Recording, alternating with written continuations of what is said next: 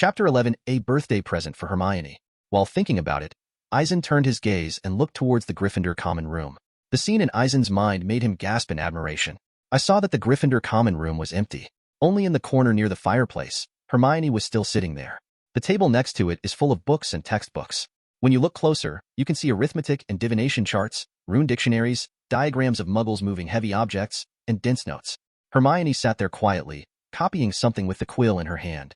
Under the light of the fire, the face is delicate and lovely, which is particularly eye-catching. On a stand against the wall not far from Hermione, a crystal ball was placed with a little bit of fluorescent light, which seemed to provide a force and drive away some negative emotions. Eisen noticed that despite the calming effect of the crystal ball, Hermione's state was still far worse than that of the first and second grades before. Before, Hermione could learn any subject with ease every day. Now, Hermione, the top student, seems to be less effortless in her studies. TSK. Is this the pride of a top student? After looking away, Eisen couldn't help but shook his head and sighed. The next morning, Eisen got up early and went to the library. Not surprisingly, Hermione was the first student to come to the library. Being the last to leave the common room at night and the earliest to come to the library in the morning, Hermione might have suffered a lot this school year. Hermione, have you come to the library so early? Looking at Hermione, who was quietly sitting at the desk, flipping through the materials, Eisen stepped forward and sat beside her. Professor Eisen. Hermione turned her head and was surprised to find that it was Eisen. Is it a lot of pressure to choose all the elective courses? Hermione's face was a little tired, and she probably didn't sleep well at night. It's not that easy anymore, but I can persevere. Hermione nodded, not wanting to behave strangely in front of Eisen. Today is your birthday, isn't it? Eisen's mouth curled up slightly, and the subject changed to Hermione's birthday. Ah, Professor Eisen, do you know my birthday? Hermione had a look of surprise on her face. That's right. It just so happens that you're under a lot of pressure from studying recently, so I'm giving you a birthday present. Eisen raised his eyebrows, and a silver bracelet appeared in his hand. Birthday present? Hermione stammered, and her face quickly turned red as was visible to the naked eye. Come on, try its effect. Seeing Hermione's reaction, Eisen smiled slightly and passed the bracelet over. Hermione blushed and took the bracelet and put it on her left wrist. Then, the bracelet automatically shrinks and fits perfectly on Hermione's wrist. A slender and white arm was exposed, and it was just right with the silver bracelet. The moment Hermione put on the bracelet, the expression on Hermione's face changed rapidly. A warm current gushed out from the bracelet and circulated around her body in an instant, as if washing away the fatigue on her body, and finally penetrated into her mind, making Hermione shiver uncontrollably. Afterwards, Hermione found that the whole person was completely refreshed. Professor Eisen. This is... Hermione stared blankly at Eisen, with a look of disbelief on her face. That's right, I think it takes too long for you to take a few extra classes. In this way, the study pressure will definitely be greater, so I made this bracelet. Eisen paused, and then continued. He said, it has two functions. One is to calm the nerves and help sleep, which can help you sleep better at night. The other is to increase vitality, which can make you more energetic during the day. Thank you, Professor. I like this birthday present very much. Hermione whispered, reached out and stroked the silver bracelet on her wrist, and then looked at Eisen with sparkles in her eyes. With a slight jump in his heart, Eisen looked at Hermione without dodging his eyes, and then nodded with a smile on the corner of his mouth. Just like it? Professor Eisen, Hermione looked away, looking at the textbook in her hand. I understand. You continue to study. I'll go first. Eisen got up and waved to Hermione. Goodbye, Professor Eisen. Hermione waved to Eisen. After coming out of the library, Eisen left Hogwarts directly and came to the secret base. Lying in the small bedroom, Eisen thought about his next plan. A film about life in the Muggle world, which was originally planned to be screened in Diagon Alley, had to be suspended due to the surge in the misuse of Muggle substances. As for when he will have the opportunity to implement this plan, Eisen feels that it seems a bit far away. Right now, Eisen has nothing else to do. In addition to making props to extract the ability of Dementors, there is only research on Horcruxes. Making props to extract the ability of Dementors requires Eisen to pay attention to the compartment from time to time. But for the study of Horcruxes, Eisen doesn't have much clue at present. If he could get the secrets of advanced dark arts from Dumbledore, he would be able to figure out the steps of making Horcruxes, as well as some techniques and concepts. After Eisen's research is thorough, it is possible to improve the production method of Horcruxes. However, Eisen felt that it was not a good idea to ask Dumbledore about the detailed production method of the Horcrux. Although Eisen has done a lot of things secretly in the past 2 years, it seems that he and Dumbledore have reached a tacit understanding. But he didn't feel like Dumbledore trusted him completely either. And the most important point is that the Horcrux is too evil. Eisen had reason to believe that even if Dumbledore trusted him completely, he would not have revealed the Horcrux-making method to him.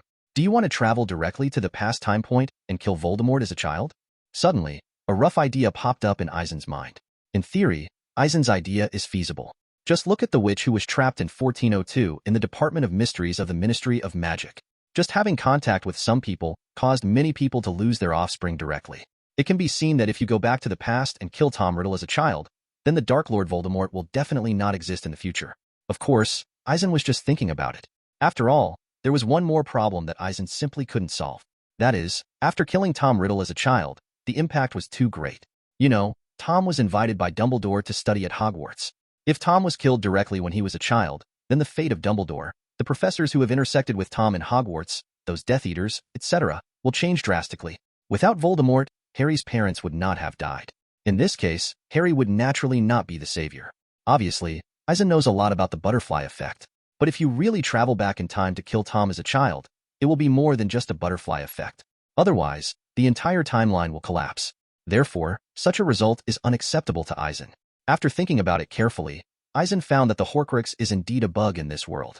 Dumbledore just said that the method of making Horcruxes was so evil that no dark wizard would dare to make them. In other words, currently the best app for reading and listening to books, Yegwa Reading, Yegwa you do install the latest version.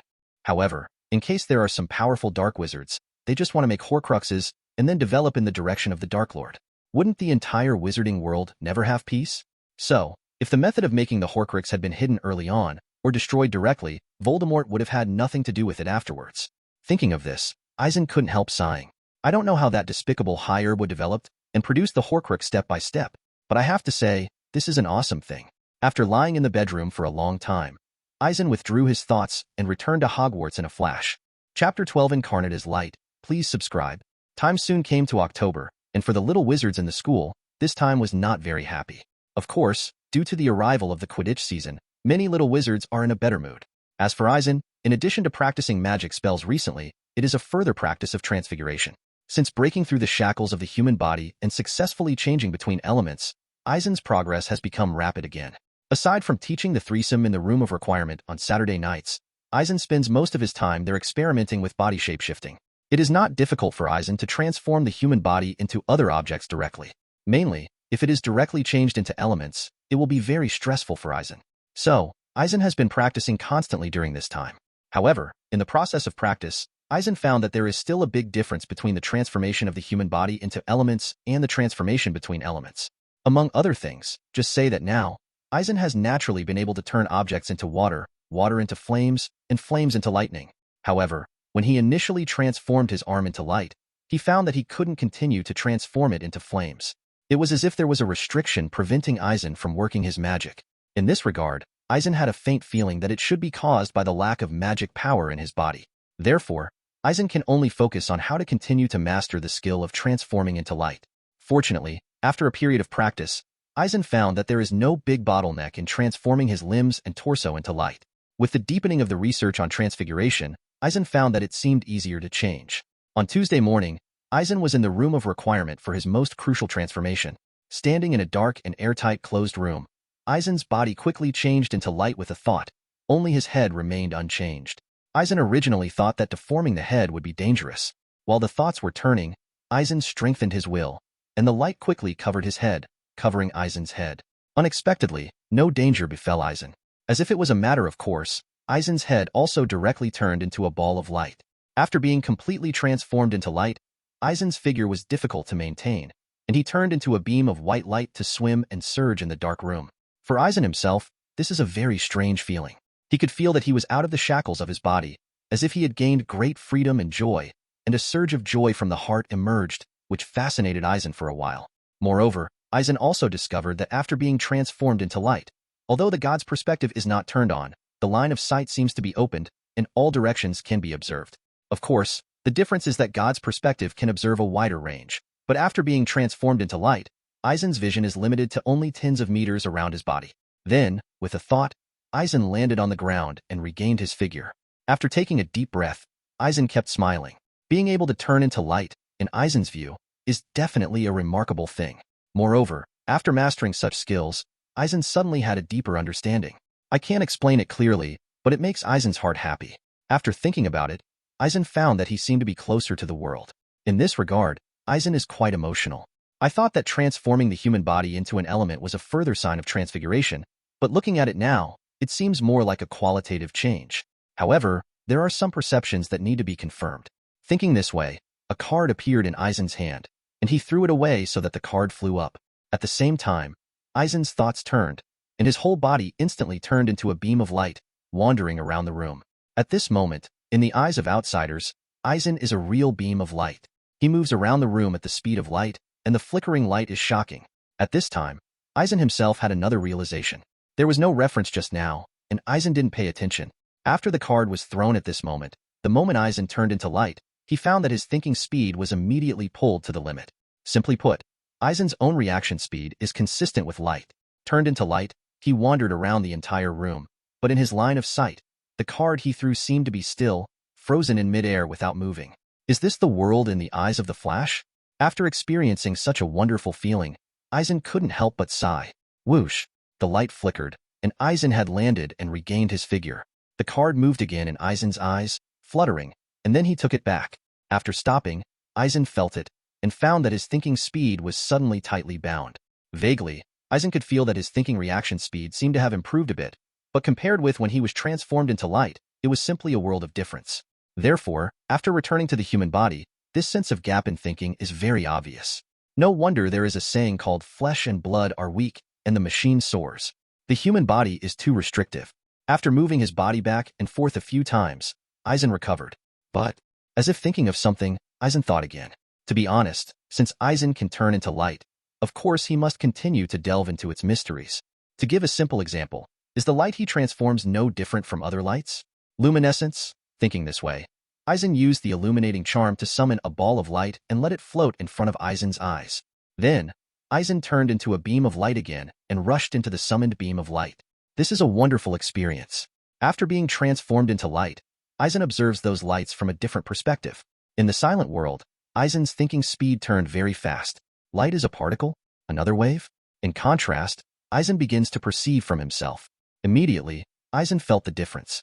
Even if he is transformed into light, it still contains a huge amount of magic information, life information, and thinking information.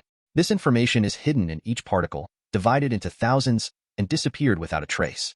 Perhaps, this is the reason why his thinking speed can keep up with the light. In addition, Eisen also felt the traction of hidden fluctuations in the light that he transformed, so that these particles would not scatter. In an instant, the light transformed by Eisen sprang out and landed on the ground to restore his figure, but he became pensive. After some experience, Eisen found that the light he transformed was indeed somewhat different from natural light. The picture light summoned by him is a simple mass of light, and the light he incarnates, although it is also light itself, still hides his personal information in it. After leaving the room of requirement, Eisen paused and pondered. Do you want to try be the light outside? Thinking this way, the corners of Eisen's mouth curled up, and then he looked around, and instantly turned into a ray of light and walked around the castle. Within a 10,000th of a second, Eisen started walking from the 8th floor, visiting all the corridors, aisles, classrooms, and so on throughout Hogwarts. From Eisen's perspective, when he was walking around Hogwarts Castle, all people and objects were still. Therefore, no one will find a ray of light in action. Then, Eisen didn't stop. Instead, he left Hogwarts Castle, wandered in the Forbidden Forest, saw the stationary centaur, the stationary troll, the stationary eight-eyed spider, and the stationary unicorn. Eisen continued to swim, passed through Hogsmeade, crossed in front of everyone, flew to London to enter the headquarters of the Ministry of Magic, wandered through various departments, and then soared into the sky, shuttled around the world, such as the Egyptian pyramids, the Great Wall, and the Amazon forest, Grand Canyon, and more. After experiencing the scenery of various places, Eisen returned to Hogwarts. By the time we returned to Hogwarts, only 1 second had passed. After regaining his figure, feeling the lively popularity of Hogwarts, Eisen suddenly felt that the world was wonderful. Speaking of which, after turning into light, Eisen felt a very contradictory feeling. A sense of freedom from the physical body that brings joy from within. But at the same time, after entering the world of light, the whole world became completely quiet. Although this kind of silence is not dead silence, but for some reason, it can gradually offset the joy from the heart. Moreover, the longer the incarnation of light, the more obvious that feeling will be. This also means that after Eisen fades away, he will not lose himself. Obviously, this is great news for Eisen. Chapter 13 Dumbledore's Commission, Part 1. Please subscribe. The next morning, Eisen bumped into Harry and Ron while eating in the auditorium. Harry was in high spirits and kept talking, while Ron echoed by. In a good mood today? Eisen came and sat down next to Harry. It's okay. Last night would called a group meeting to discuss the tactics for the new season, Harry said while eating a bread roll. Judging by the smile on his face, he was really, really happy. Oliver Wood, he must be in the 7th grade this year. Eisen narrowed his eyes slightly and glanced at Harry. Yes, this is Wood's last year, and he won't be able to compete at Hogwarts from now on. Harry swallowed, and after taking a sip of water, he continued, so from now on we will practice 3 times a week. Come on, I'm sure Gryffindor will win the House Quidditch Cup this year. Eisen gave Harry an encouraging look. Thank you, Professor Eisen. Harry nodded vigorously, and it was obvious that his eyes were full of fire.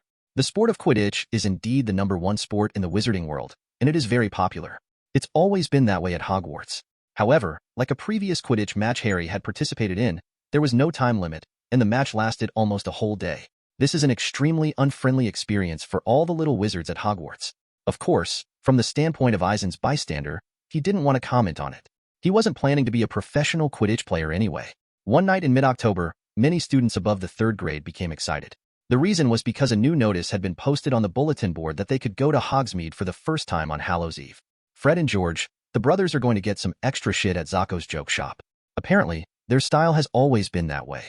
As for Hermione, she also wanted to experience what it was like to go to Hogsmeade for the first time after enduring the enormous pressure of study. Only Harry, who had been aroused by the recent Quidditch training, suddenly sank down. Because during the holidays, he failed to get the consent signature from Uncle Vernon. This meant that Harry was likely to be the only 3rd-year student who stayed in school when he went to Hogsmeade. I have to say, this is a very sad thing. To be honest, I have been using Yegwa to read and read books recently, changed sources, and read aloud with many timbers. Yegwa Udo Android and Apple are all available. Harry, don't worry. I'm sure you'll be able to go next time. Seeing Harry's depressed look, Hermione had to comfort him.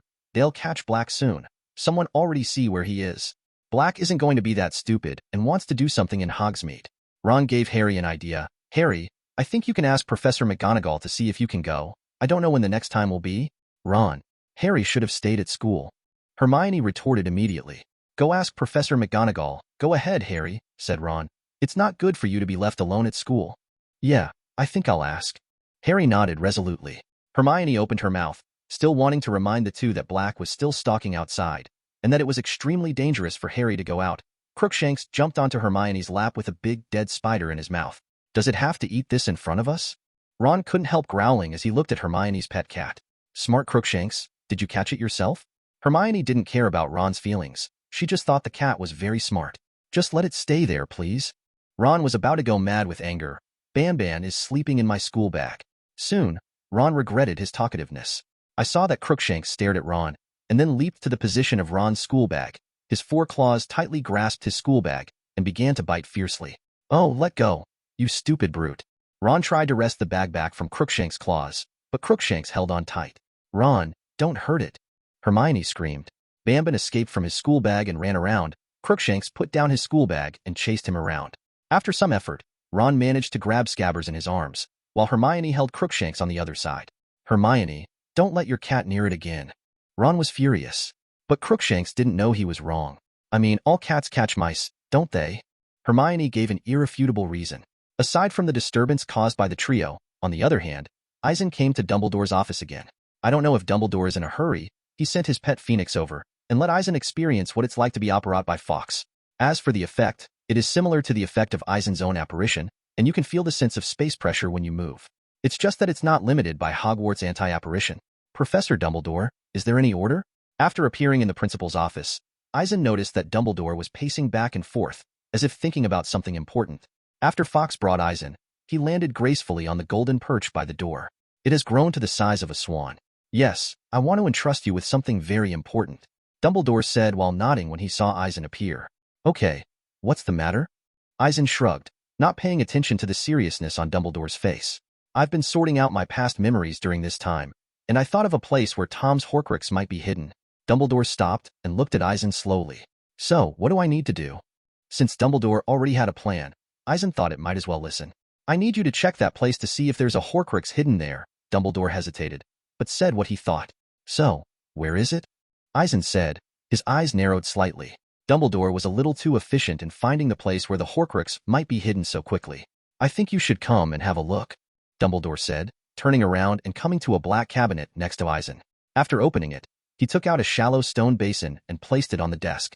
Under Eisen's gaze, Dumbledore pointed to his head with his wand, and then a bright silver gauze seemed to be pulled out of his head by him and thrown into the stone basin. Immediately, a silver light glowed in the stone basin, and the gauze mist flowed continuously like water and clouds, and there were slight ripples, which looked very mysterious. The pensieve? Watching Dumbledore's movements, Eisen couldn't help grumbling. Yes, in my memory, there is a place that means a lot to Tom. Dumbledore tapped his wand on the edge of the pensieve, then gestured to Eisen. Nodding without speaking, Eisen stepped forward and looked towards the pensieve. Looking down at the pensieve, with Eisen's movements, the silver light in it faded away, and then turned into a transparent color. Then, another scene of heaven and earth appeared inside. It was a rough sea, and a cliff stood in the sea, which looked extremely realistic. Bowing his head and continuing to go down, Eisen only felt that the whole room was turned upside down, and the whole person seemed to fall into the pensieve. After falling for a moment, Eisen's eyes lit up, and he saw the surrounding scene clearly. This is an isolated island, and Dumbledore's figure changes in it. After passing through a village rarely visited by people, he comes to the edge of a steep cliff. It didn't take long for the whole scene to clear like smoke, and Eisen rose up and somersaulted to find himself still standing in front of the pensieve, with Dumbledore beside him. "What's that place?" Eisen asked, even though he had expected that place to be a cave. Tom Riddle was once abandoned in Wu's orphanage. Mrs. Cole, the director of the orphanage, often took the children there to breathe the air of the sea. He used to go there, and he used to go there with the children who were bullied by him. Dumbledore's eyes were a little dazed, as if immersed in memories of the past. "You think that place has a special meaning to Voldemort?" Eisen interrupted Dumbledore's recollection. "Yes, there is no magic to go to that place. Tom is deeply aware that he is different from ordinary people, so it must be very special to Tom." Dumbledore's tone was very calm, as if he was completely sure. "Are you sure the Horcrux is hidden there?" Eisen had a headache. The reason for this is that Eisen knew that the Horcrux hidden in the cave was actually a fake. Of course, it wasn't Voldemort's fault. Voldemort hid the real thing, but his subordinates betrayed him and exchanged the real thing for a fake one. Unfortunately, Eisen couldn't tell Dumbledore that the Horcrux hidden there was actually a fake. This means that even if Eisen tried his best to find it, it would be in vain. Chapter 14, Dumbledore's Commission, Part 2. The Horcrux hidden in the cave is actually Slytherin's locket. Originally, this thing was indeed made into a Horcrux by Voldemort, and it was successfully hidden in a cave, and it was cast with a very powerful protective magic. In theory, this method of hiding is foolproof. However, there is a saying that goes, "Fortresses are breached from within," and it makes perfect sense. So, how was the fortress built by Voldemort broken? This involves Regulus Black, brother of Sirius Black. Regulus Black was a Death Eater, originally loyal to Voldemort. However, Regulus betrayed Voldemort behind him. With this betrayal, things get interesting. At that time, Voldemort had taken his house elf Creature from Regulus. After Voldemort took Creature into the cave, he forced it to drink poison to test the safety of the Horcrux's hiding place. After that, Voldemort left alone. As a result, Creature, as a house elf, is able to apparate directly out of powerfully enchanted caves. After Creature left, he told Regulus what had happened to him. At this moment, Regulus suddenly discovered Voldemort's true face. In an instant, his attitude towards Voldemort turned from fan to black. After the fans turned black, Regulus decided to sacrifice himself to destroy Voldemort's Horcrux. So, a fake Slytherin's locket was made in advance, and Creature took him to apparate to the cave. After Regulus drank the poison, he took Voldemort's Horcrux away and threw the fake into it. Under Regulus' order, Creature took away the true Horcrux and tried his best to destroy it. And Regulus drank the poison and was dragged down by the Een corpse inside when he tried to drink water by the lake. In this way, Voldemort never expected that he built a solid fortress to protect the Horcruxes, but in the end he was lonely. However, what made Eisen feel rather strange was that since Regulus had already drank the poison himself and successfully obtained the Horcrux, why did Dumbledore drink the poison again later when he was looking for it? Unless, this thing will automatically recover with the passage of time. However, even so, Eisen still couldn't understand. What I can't understand is that the setting of poison in the original book is a little too outrageous. The poison in the stone basin, Dumbledore touched it with his hands, couldn't touch it, and then tried it, but found that he couldn't separate it, scoop it up, drain it, use the vanishing charm to make it disappear, and couldn't use it. Transfiguration works on it, let alone altering the nature of the poison in other ways. As soon as this setting came out, Dumbledore concluded that there was no other way but to drink it. But in Eisen's view, this setting is too outrageous. You know, who is Dumbledore? In terms of magical attainments, he definitely surpasses Voldemort. Even though Dumbledore was not as good as Voldemort in terms of dark arts attainments, he wasn't helpless. As a result, Regulus drank the poison and successfully got the real Horcrux, and Dumbledore drank the poison and got the fake Horcrux. From this point of view, no matter who it is, as long as they drink the poison in the stone basin will decrease. So, can you catch some animals and make them drink poison? Can Polymorph make a humanoid puppet drink poison? After thinking of these, Eisen was speechless. I'm not sure there are Horcruxes hidden there, but I think it's very likely, said Dumbledore. Then, why don't you go there and look for it? Eisen pondered, showing a puzzled expression. I mean, with your level of magic, after determining the location, you should know if there are Horcruxes there. It's a very simple thing. That's right, but the Ministry of Magic has a very important matter for me to take care of, and I may not have time for other things for a long time. Dumbledore's eyes showed a little helplessness. So that's it. Eisen nodded, but he couldn't figure out what would hold Dumbledore back. The Sirius Black thing? Should not be. The thing about Buckbeak scratching Delacomelfort doesn't seem to have much to do with Dumbledore. However, Eisen suddenly thought of a very serious problem. That is, if Dumbledore couldn't get away from something, wouldn't it be difficult to deal with the upcoming events at Hogwarts? Professor Dumbledore, if you don't have time to do other things, will you leave Hogwarts? Eisen's face became serious. I mean, will you return to Hogwarts at night? Of course, don't worry too much. I just have to deal with some things, which doesn't mean I don't need to sleep. Dumbledore said with a smile. You have to know that your invention of the Phantom is invisible, which is quite remarkable. Hearing Dumbledore's answer, Eisen breathed a sigh of relief. If this is the case, then there is no problem. Well, I think I'll go there and find out if Voldemort is hiding the Horcrux there. Taking on Dumbledore's commission was no big deal for Eisen.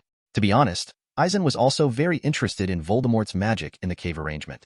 Eisen, I need to remind you that Tom must have cast a spell there. You have to be careful. Seeing Eisen's response, Dumbledore was slightly relieved, and then gave a solemn reminder. I understand. I won't act recklessly. Although Eisen understands what the cave is like, he will never be careless. After leaving Dumbledore's office, Eisen's mood went up and down a bit. However, since we are going to a cave, then there is no need to think too much. Early the next morning, after having breakfast in the auditorium as usual, Eisen came to the top floor of the astronomy tower. In the cold wind, the air seemed a little humid. But this has no effect on Eisen. Some memories of what he saw in Dumbledore's office yesterday came back to his mind, and his attention focused on the scene at that time. Then, the Eisen Phantom was cast invisible and disappeared in place in an instant. On a tall black rock protruding from the sea, Eisen's figure appeared out of thin air. Looking around, Eisen realized that this place was his destination. The sound of the rough ocean in the distance is spreading, the smell of the sea is coming, and the waves are rolling, which is not much different from what Eisen saw in the Pensieve. In other words, currently the best app for reading and listening to books, Yegwa Reading, Yegwa install the latest version. Straight ahead, Eisen saw a towering cliff. The rock face is very steep, dropping straight down into the sea, and there are a few rocks scattered around it, like the one at Eisen's feet, that seem to have broken off from the rock face. As soon as the god's perspective is opened, the entire cliff has been reflected in Eisen's mind, and the details are clearly visible. Halfway up the cliff, traces of some villages can be vaguely seen. Eisen didn't pay too much attention to this, but drew his attention to a huge pebble near the edge of the cliff. With a movement of his body, Eisen came to the top of the pebble, and his eyes were set on a crack in the cliff. Eisen knew that this was actually a secret passage, and it would be filled with seawater when the tide was high. In the original book, Dumbledore and Harry still need to swim in from there, but for Eisen, it doesn't need to be so troublesome. Looking closer, Eisen's eyes entered through the crack and kept looking inside. In just a moment, Eisen's line of sight entered a spacious space. The space is like a hall, the surrounding rock walls are very rough, and there is nothing unusual about the cave roof. With a thought, Eisen came to the center of the cave invisibly. Luminescence. Although Eisen could see everything clearly from God's perspective, he still cast a spell. An illuminating spell illuminated the entire cave. Chapter 15: The Horcrux in the Cave. The entrance to the cave was hidden by Voldemort's magic protection. In the original book, Dumbledore saw through Voldemort's tricks, but opened the entrance with his own blood. This was Voldemort's way of weakening the enemy's strength. However, the fact that the house elf creature can directly apparate in and out of the cave means that Eisen can actually teleport in directly by apparating invisibly. However, creature was able to apparate in because he had been inside. If Eisen wanted to get in through this method, he had to understand the internal situation inside. That's not a problem for Eisen, though. The line of sight changed for a while, and he looked directly into the direction of the rock wall in all directions. In just a split second, Eisen's sight penetrated one of the rock walls and came to a huge space. The Phantom activated invisible, and the protective magic applied here couldn't stop Eisen's figure at all, and Eisen came to the real cave with a dodge. He was standing on the shore of a large black lake at the moment. The lake was so wide that he could only faintly see the opposite bank in the distance. The cave here is very high, and when I looked up, I found that the top of the cave was extremely high. Far away, as if in the middle of the lake, there was a dim, green light shining, reflected in the dead lake below. Except for the green light, the surrounding area was completely indissoluble darkness. A light rose from the tip of Eisen's wand, illuminating the entire space. It can be seen that the space here is obviously enlarged by the traceless stretching spell. Eisen knew very well that his target was actually the green light in the middle of the lake. Therefore, he did not try various methods on the shore of the lake, but directly came to a smooth island in the middle of the lake as a phantom. The entire island is about the size of a room. A large flat black stone slab stands in the middle, and the top is empty. If you look closely, you can find that there is a stone basin like a pensieve on top. Inside the stone basin is a pot of emerald green liquid, and the green light is emitted from it. If there is no accident, the liquid in this basin is poison. After hesitating for a moment, Eisen stepped forward and reached out to touch the green liquid, but found that there was no way to touch it. It seems that there is an invisible resistance that blocks Eisen's hand from contacting the liquid. With a thought, Eisen cast a spell on it. Vanishing spells, conversion spells, etc. After all kinds of magic methods were used, none of them had the slightest effect. Walking around the stone platform, Eisen could feel that it was also enchanted. From Voldemort's point of view, the only way to get the Horcrux inside was to drink the poison. But Eisen doesn't think so. At the very least, in Eisen's perception, fierce fire can absolutely completely destroy all traces of magic here. In this way, it is very simple to get the Horcrux. You know, fiend fire is so powerful that it can burn everything. In simple terms, if Eisen casts fiend flame, it will burn forever if no one stops it with mantra. Moreover, it can also become more and more powerful over time. Even if the burning range of fiend fire reaches a certain level, it is very likely that it will completely get out of control. Once fiend fire got completely out of control, Eisen even suspected that it would directly burn the entire earth. As for the fiend fire cast by Crabbe in the original book, it only burned down the room of response and did not continue to burn down. Eisen thinks this should be an effect of the isolation of the hidden space. But no matter what, fierce fire can destroy even Horcruxes, so destroying the enchanted stone platform should not be a problem. Concentrating his thoughts, Eisen pointed with his wand, and a surging fiend fire burst out of thin air. The fiery flame distorted the surrounding space, and under Eisen's control, fiend fire quickly condensed into a 5-meter-long flaming sword. Eisen's wand turned, and the flaming sword pierced through the space, sticking directly to the black stone slab, and slashed down from the middle. 2. The moment the flaming long sword was attached to the stone slab, a black smoke filled the air, and then the whole slate made a strange sound. Afterwards, Eisen could no longer feel the traces of magic covering the stone slab. As if cutting tofu, the flame sword easily cut into the stone slab. But in the blink of an eye, the upper half of the stone slab, standing on the isolated island in the middle of the lake, has been cut off by Eisen. After cutting off the upper half of the stone slab, Eisen dispelled the flame sword. Walking forward, at this moment, he has already discovered that the stone basin on the upper half of the stone slab has undergone some changes. The color of the poison inside also seemed to be lighter. He took out a card and turned it into a porcelain bowl, scooped out a bowl of poison, and poured it directly on the ground beside him. Eisen found that the poison in the stone basin did not recover automatically. Evidently, Eisen's previous actions had broken the magic that Voldemort had cast on it. Tsk tisk, it's so easy to get it. A smile appeared on Eisen's face. Then he continuously scooped out the poison from the stone basin and dumped it aside.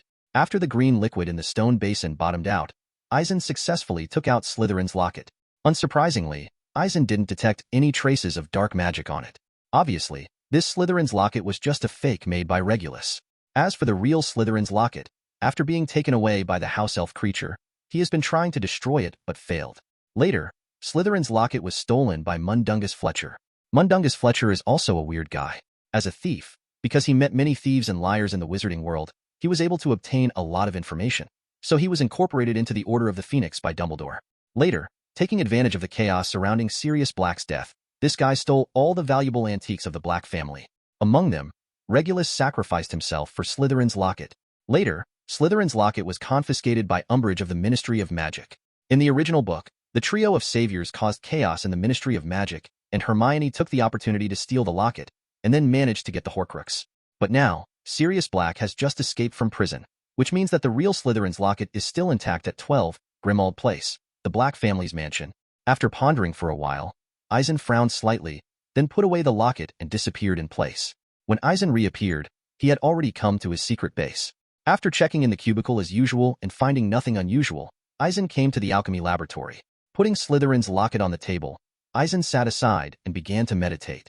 Dumbledore entrusted him to go to the cave to see if Voldemort's Horcrux was hidden, and Eisen had apparently succeeded in getting the Horcrux. However, this is a fake Horcrux. That being the case, there are two choices before Eisen. One is to give the fake directly to Dumbledore, and then tell Dumbledore his guess, letting Dumbledore know that the real Horcrux is likely to have been swapped. As for who replaced it, and where is it placed, that's up to Dumbledore to investigate himself. There was nothing wrong with this choice for Eisen. It just prolonged the time for Dumbledore to get the fourth Horcrux. However, the other option is much simpler and cruder. That is, Eisen went directly to number 12, Grimmauld Place, and used the fake Horcrux he got to exchange for the real Horcrux in the Black family mansion. The advantage of this method is very intuitive. It can directly let Dumbledore get the fourth Horcrux without attracting the attention of others. After all, no one knew that the Horcrux that Eisen got in the cave was fake. The replacement of the true Horcruxes from the Black family mansion can be said to be done without anyone noticing. Comparing the difference between the two methods, Eisen decided after a little thought, choose the second method, get the real Horcrux directly, and then hand it over to Dumbledore. However, looking at the locket in front of him, Eisen felt a little headache. Because Regulus' forged locket was not exactly the same as the real Slytherin's locket. Chapter 16 successfully obtained. When he opened the locket, he could see that it was a bit smaller than the locket he saw from Dumbledore. At the same time, it doesn't have the exquisite pattern logo like the real Slytherin's locket. Most critically, there is no fancy S mark that Slater Lintay has on it. Opening the locket, a folded piece of parchment was placed where the portrait was placed. After taking out the parchment, the contents inside were revealed to Eisen. To the Dark Lord, I'll be dead long before you read this, but I want you to know that I discovered your secret. I have stolen the real Horcrux and intend to destroy it as soon as possible. I am willing to die in the hope that you will be killed when you meet your opponent. The Rab. Obviously, Rab is Regulus Arcturus Black. However, just when Eisen was going to use the transfiguration technique to make it look like a real locket, and was about to go to the Black family mansion to replace the real locket, he suddenly thought of something. If he really did that, wouldn't nobody know Regulus' true face? Although Eisen could care less that Regulus was an evil Death Eater, he was still a great hero. But since he thought of this, he couldn't just ignore it. After a while, Eisen finally thought of a proper way. After putting away the parchment and locket, Eisen went straight to forging a locket that looked exactly like the real Slytherin's locket. Subsequently, Eisen came to the King's Cross battle through the invisible dodge of Phantom. If Eisen's memory serves me right, 12, Grimmauld Place is only a 20-minute walk from King's Cross. After arriving at King's Cross Station, Eisen didn't stop, but turned into light and started to swim around. After entering the world of light, the whole world seemed to stand still in Eisen's eyes. Obviously for Eisen, if he is looking for a place, the way of becoming light is very convenient. In the still world, passing through the streets, Eisen looked for the location of the Black family mansion. In less than a second, Eisen regained his human form and stopped in front of a scratched, black-painted door. There is a silver doorknob on the gate. The doorknob looks like a coiled snake, giving people a mysterious feeling. From the outside, the house looks messy and dirty. Obviously, the house in front of him was Eisen's destination. First cast an illusion spell on himself, and then opened the perspective of God, and directly brought the whole house into his mind. Sweeping the sight from the first floor, there is a long corridor behind the porch. There are worn-out carpets on the floor, worn-out wallpaper on the walls, and some portraits that have been blackened by the passage of time hang beside them. After scanning the room and finding no target, Eisen's sight quickly went to the second floor. On the wall next to the stairs on the second floor, there was something hanging that made Eisen's scalp tingle.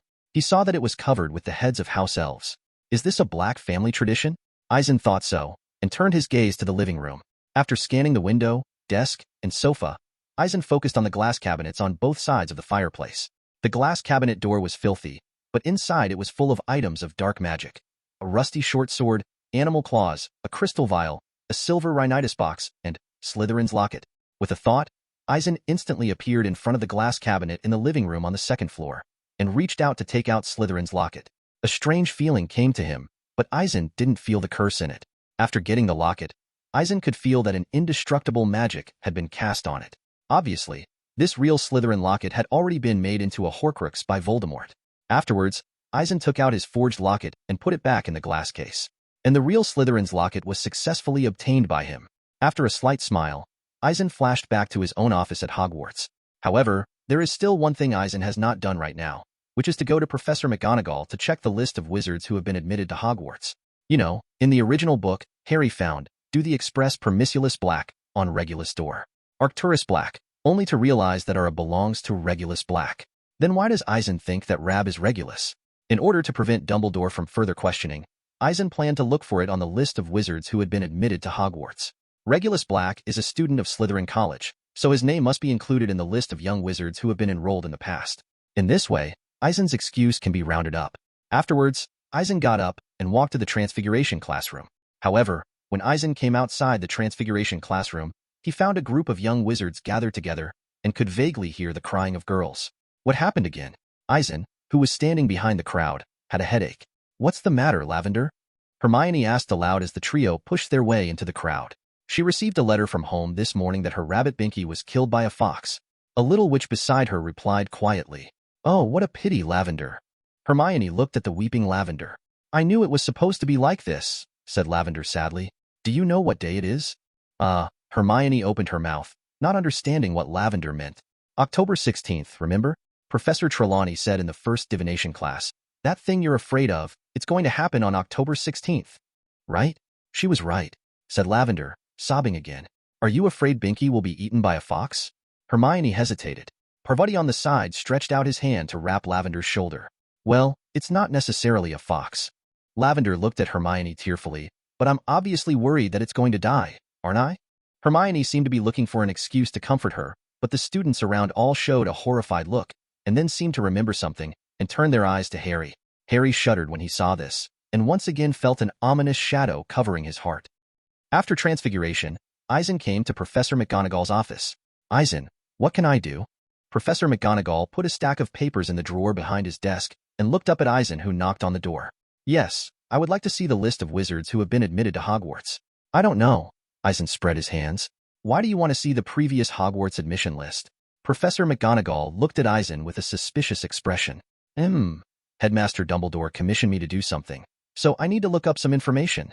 After pondering for a while, Eisen still moved Dumbledore out. Professor McGonagall took a deep look at Eisen and didn't speak.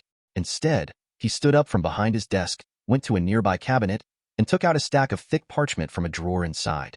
Thank you, Professor McGonagall. Eisen smiled and took the stack of parchments from her. After getting the list, Eisen looked through it directly in Professor McGonagall's office. Due to Eisen's strong purpose, despite the thick stack of lists in his hand, he still achieved his goal within 10 minutes. After returning the stack of parchments to Professor McGonagall, Eisen returned to his office under her strange gaze. At 9 o'clock that night, Eisen came to Dumbledore's office. Professor Dumbledore, are you waiting for me? The moment he entered the office, Eisen noticed that Dumbledore was relieved, as if he was waiting for him. I think you should gain something today. Dumbledore picked up a piece of candy from the plate on the desk and stuffed it into his mouth, then smiled and gestured to Eisen. Well, you guessed it right. Eisen shrugged, went to the chair in front of the table and sat down. Chapter 17. A new mantra created. Seeing Dumbledore's expectant look, Eisen did not hesitate, first took out the fake Slytherin's locket, and placed it on the table in front of Dumbledore. This is the locket found in a cave on a cliff by the sea, Eisen said. Looking at the locket in front of him, which looked a little different, Dumbledore frowned involuntarily. After reaching out to pick it up and feel it carefully, Dumbledore looked at Eisen. It's not a Horcrux. Obviously, the real Horcrux has been replaced a long time ago. Eisen looked unchanged, took the locket from Dumbledore's hand, opened it, took out a piece of parchment and placed it in front of him. Dumbledore's expression became serious, and after reading the contents on the parchment, he looked up at Eisen, as if he was waiting for something. I checked the list of wizards admitted to Hogwarts School from Professor McGonagall, and found that Rab is probably Regulus Arcturus Black. Eisen said that he had long wanted good words. It's unbelievable, murmured Dumbledore. Regulus is a hero. I thought yes. So, I went to 12, Grimmauld Place and found this, Eisen nodded, pulling out the real Slytherin's locket and placing it in front of Dumbledore. The fourth Horcrux, Eisen. I have to say, you really surprised me. Dumbledore picked up the Horcrux, his eyes flashed, and then he gave Eisen a meaningful look. No, if I didn't know about the cliff by the sea from you, I would never have found this Horcrux. Eisen shook his head. There is no need to take credit for it. After coming out of Dumbledore's office, Eisen couldn't help feeling emotional. For Horcruxes have been found, and if Hufflepuff's golden cup is found now, then only the soul fragments parasitic in Harry's body will be left to deal with. I don't know if Dumbledore has successfully developed a spell similar to astral projection. On Saturday morning, when Eisen was eating in the auditorium, he heard many little wizards discussing one thing. Hagrid's pet Luke was bullied miserably when he was fighting a big black dog. I can't believe that Hagrid's pet Luke is so powerful, He dares to compete with that big black dog. Dean's face was flushed, and his face was full of surprise. Although the big black dog bullied Luke very badly and ran back to Hagrid's hut in fright, Luke bravely barked at the big black dog several times at first. I heard that Luke is less than a year old. I bet that big black dog is already dozens of years old. A black line appeared faintly on Eisen's forehead. If I'm not mistaken, the big black dog should be Sirius Black. It's just that Sirius Black in the form of Animagus can communicate with Hermione's pet Crookshanks. So why did he fight Erharuk? Could it be that Sirius Black couldn't bear it because Era was too stupid? At noon, Eisen went directly to Hagrid's hut. Only then did they discover that the trio was actually staying with Hagrid, and it seemed that the trio had come to comfort Hagrid. Hagrid, is there really a big black dog bullying Luke? After Ron held Luke in his arms, a surprised expression appeared on his face. Maybe it was because Ron had fed Luke for a while, so Luke was quiet in Ron's arms. However, judging from the pitiful appearance of it constantly licking its left front leg, I'm afraid it was really taught a lesson by Sirius Black. I didn't take good care of it. It's still so small. It's so pitiful. Hagrid's eyes were red, and he seemed to be blaming himself. Madame Pomfrey has already seen it, and it's nothing serious. Ron pushed Luke's head away, revealing its left front leg, which had no scars. Harry, do you think that big black dog is the big dog predicted by Professor Trelawney? Looking at the trio, Eisen found that Harry was in a low mood, so he asked directly. She was right when she said that what Lavender was afraid of was going to happen on October 16th, when Lavender's bunny, Binky, died. She said the big dog was the worst omen. Harry frowned tightly. Don't worry, you're safe inside Hogwarts. Eisen raised his eyebrows, and then comforted him. To say that Sybil Trelawney's prophetic ability is not accurate, there are indeed many things she can be right. But if her predictions are accurate, many times her predictions are just crazy words. According to Trelawney, one cannot take a divination class without having some sort of vision. In other words, when all the little wizards who took divination classes read the book, Putting Through the Fog to See the Future, what they interpreted might be different from what Trelawney read. Yes, Professor Eisen was right. Professor McGonagall was right not to allow you to go to Hoodmeade. No one can guarantee that Sirius Black will attack you there. Hermione said to Harry in a didactic tone, Have you ever thought of something? Ron teased Luke, looking up suddenly. What? Harry looked up in confusion. Why can third-year students go to Hoodmeade, and the Guardian must sign the application form? Ron said, with doubts in his eyes. Maybe it's because you're worried that the lower grades will be hurt?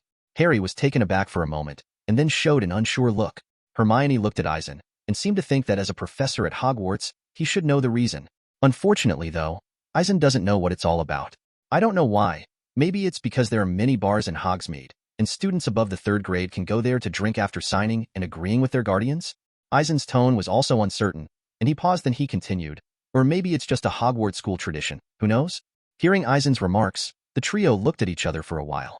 Eisen didn't stay long with Hagrid before leaving. In the new week, Eisen finished a class as usual, and took the trio to practice in the Room of Requirement on Saturday night.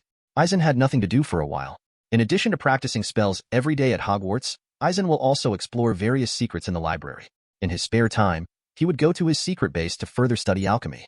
During this period of time, Eisen can feel his progress in alchemy, but unfortunately, his research on Horcruxes is still in a state of stagnation. Of course, this stagnation is mainly reflected in the soul. Because of the lack of deep understanding of black magic, Eisen has made little progress in research involving the soul. However, in the case of little progress in the study of the soul, Eisen wanted to take another shortcut, starting with memory magic, and achieving his goal through in-depth research. The effect was beyond Eisen's expectation. One day in late October, Eisen directly developed a Oniroid charm. This spell is similar to the daydreaming charm developed by the Weasley twins, but it works quite differently. The daydream spell allows a person to have a high-quality daydream for 30 minutes. Although the principle behind Eisen's development of the Oniroid charm is not bad, it belongs to the category of memory magic, but it is a dream constructed with self-awareness and all memories as the core. The long-term existence of this dream depends on Eisen's own self-knowledge, but because his memory is increasing every moment. So the moment the Oniroid curse was developed, the dream formed was evolving simultaneously every moment. In other words, the moment Eisen developed the Oniroid charm, he created a dream that he carried with him. He can project his thoughts into dreams anytime and anywhere, without being limited by time and place. Daydreaming is just the most basic function, and Eisen is also free to set up scenes, edit images, direct movies, and so on. In the dream, Eisen can be an omnipotent god. Of course, this is an extremely false god. After leaving the dream, the feeling of omnipotence will disappear. In developing such a spell, Eisen's intention was to touch the soul through it. But later, as he continued to feel deeply, Eisen found that this path ran counter to his original intention. Chapter 18, My Reverie and Experiments on Harry. After realizing that the new spell he developed was different from what he expected, Eisen fell into thinking. Then, Eisen discovered something that he hadn't figured out all along. That is, how can a person represent himself? Is a person's soul or a person's memory? Such a question may have different answers for many people. Even in different worlds, the answers are different. Just like the world Eisen is in at the moment, for any wizard, it is clear that the most fundamental thing about a person is the soul. The most intuitive example is Voldemort, who can split his soul and make it into a Horcrux to ensure that he will not be killed. In this way, to conquer death. However, if all the memories of I are tampered with, then I is still not I? This is definitely a question worth pondering. After all, Eisen himself came to this world through time travel, and his own cognition of himself also comes from the memory of his previous life. Without those memories, Eisen felt that he would definitely be a different person. Therefore, memory for self-knowledge is definitely very important in Eisen's view. Thinking in this way, Eisen suddenly discovered that the Oniroi charm he developed is definitely a perfect way to hit the right one. At present, it seems that Eisen's cognition may be very simple, thinking that as long as the memory lasts forever, he can immortality. Even if Eisen is given a different body and reincarnated into an animal or a plant, then Eisen, who has all the memories, still does not feel that I will no longer be I. However, this world has methods such as the forgetting curse and legilimency to tamper with memories. Clearly, this is a challenge to Eisen's self-awareness. Coincidentally, when Eisen's research on Horcruxes was fruitless, he developed the Oniroi charm for memory. Even at the beginning, Eisen's purpose was to further study Horcruxes by touching souls in this way. Unexpectedly, a dream created by Eisen himself was created. To be honest, I have been using Yegwa to read and read books recently, change sources, and read aloud with many timbers. Yegwa Udo Android and Apple are all available.